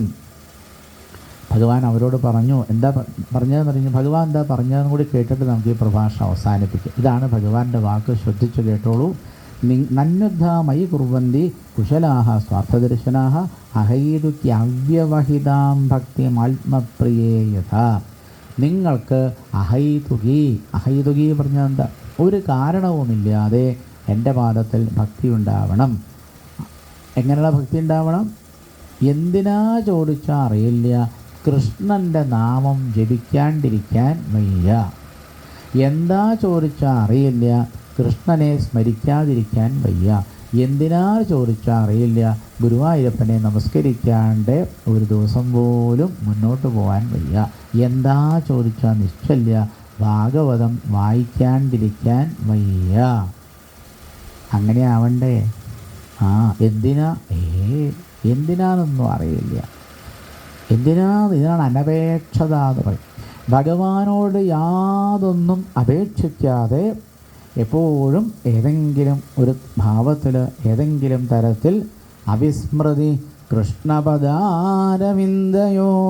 ക്ഷിണോത്യഭദ്രാണി ശമം തനോതി ച സത്വസ്യ ശുദ്ധിം പരമാത്മഭക്തിം ജ്ഞാനം ച വിജ്ഞാനവിരാഗയുക്തം. പിന്നെ നിങ്ങൾ ജ്ഞാനത്തിന് വേണ്ടിയോ വിരാഗത്തിൻ്റെ ഭാവമായ വൈരാഗ്യത്തിന് വേണ്ടിയോ അല്ലയോ ശൗനകാദികളെ നിങ്ങൾ വിഷമിക്കേണ്ട. എന്ത് ചെയ്താൽ മതി? ഈ ഭക്തി ഉള്ളിലുണ്ടായിക്കഴിഞ്ഞാൽ, ശ്രീകൃഷ്ണ ഭക്തി ഉണ്ടായിക്കഴിഞ്ഞാൽ അതിൻ്റെ പിന്നാലെ ജ്ഞാനമുണ്ടാവും, വൈരാഗ്യമുണ്ടാവും. ഭക്തിയും ജ്ഞാനവും വൈരാഗ്യവും ഉണ്ടാവുക മാത്രമാണ് ഭാഗവത സപ്താഹത്തിൻ്റെ ലക്ഷ്യവും മാർഗവും. മറന്നു പോകരുത്. ആവർത്തിക്കാം. എന്തിനാത് ഓർപ്പിക്കാനാ? ഭാഗവത സപ്താഹത്തിൻ്റെ ലക്ഷ്യമെന്ത്? ചോദ്യം. ഉത്തരം: ഭക്തിയുണ്ടാവുക, ജ്ഞാനമുണ്ടാവുക, വൈരാഗ്യമുണ്ടാവുക. മനസ്സിലായോ? പഠിച്ചോ? എന്ത് പഠിച്ചു? ഭാഗവത സപ്താഹത്തിൻ്റെ ലക്ഷ്യം എന്ത്? ഒരു ഉത്തരം മാത്രമേ ഉള്ളൂ, വേറൊരു ഉത്തരവില്ല. ഭക്തി ഉണ്ടാവുക, ജ്ഞാനമുണ്ടാവുക, വൈരാഗ്യമുണ്ടാവുക. മൂന്നും കൂടി ഉണ്ടാവാൻ പ്രയാസമുണ്ടോ? ഒരു പ്രയാസമില്ല. ഏത് മാത്രം ഉണ്ടായാൽ മതി? ഭക്തി മാത്രം ഉണ്ടായാൽ മതി. ഭക്തി ഉണ്ടായാൽ അതിൻ്റെ പിന്നാലെ എന്തുണ്ടായിക്കോളും? ജ്ഞാനവൈരാഗ്യം ഉണ്ടായിക്കോളും. ഭക്തി ഉണ്ടാവാൻ എന്താ ചെയ്യുക?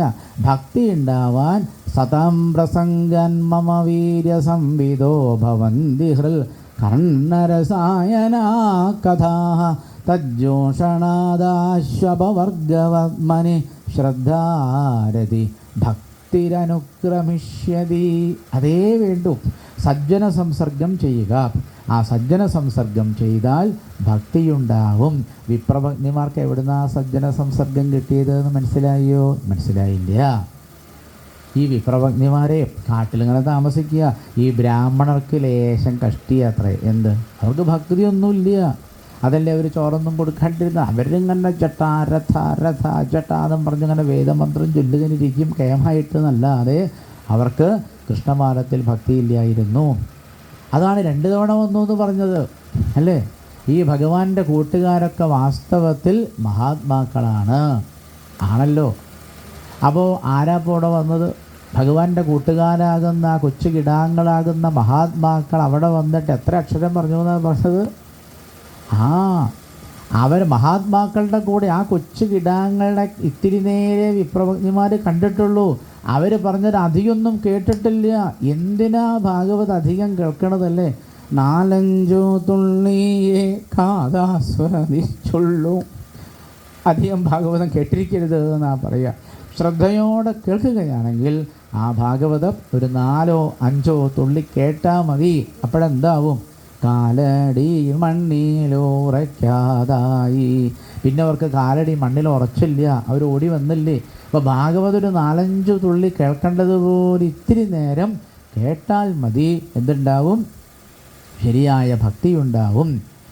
എന്നാൽ ഭഗവാൻ അവർ കൊണ്ടുവന്ന എല്ലാ ആഹാരവും എല്ലാം അവർ വിളമ്പിക്കൊടുത്തു. കൊണ്ടുവന്ന ആഹാരം മുഴുവനും കൃഷ്ണനും രാമനും കൂട്ടുകാർക്കും കൊടുത്തു. എല്ലാവരും സുഖമായിട്ട് ഭക്ഷണമൊക്കെ കഴിച്ചു. അവിടുന്ന് എല്ലാവരും തിരിച്ചു പോവുകയാണ്. തിരിച്ചുപോയി.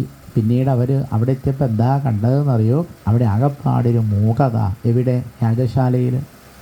തിരുമേനി പറഞ്ഞില്ലേ നേരത്തെ അവിടെ എപ്പോഴും മൂകതയാണെന്ന്. ഇന്ന് പതിവില്ല തിരുമൂകത. മനസ്സിലായി അവിടെ ഒരു മരണം നടന്നിട്ടുണ്ട്.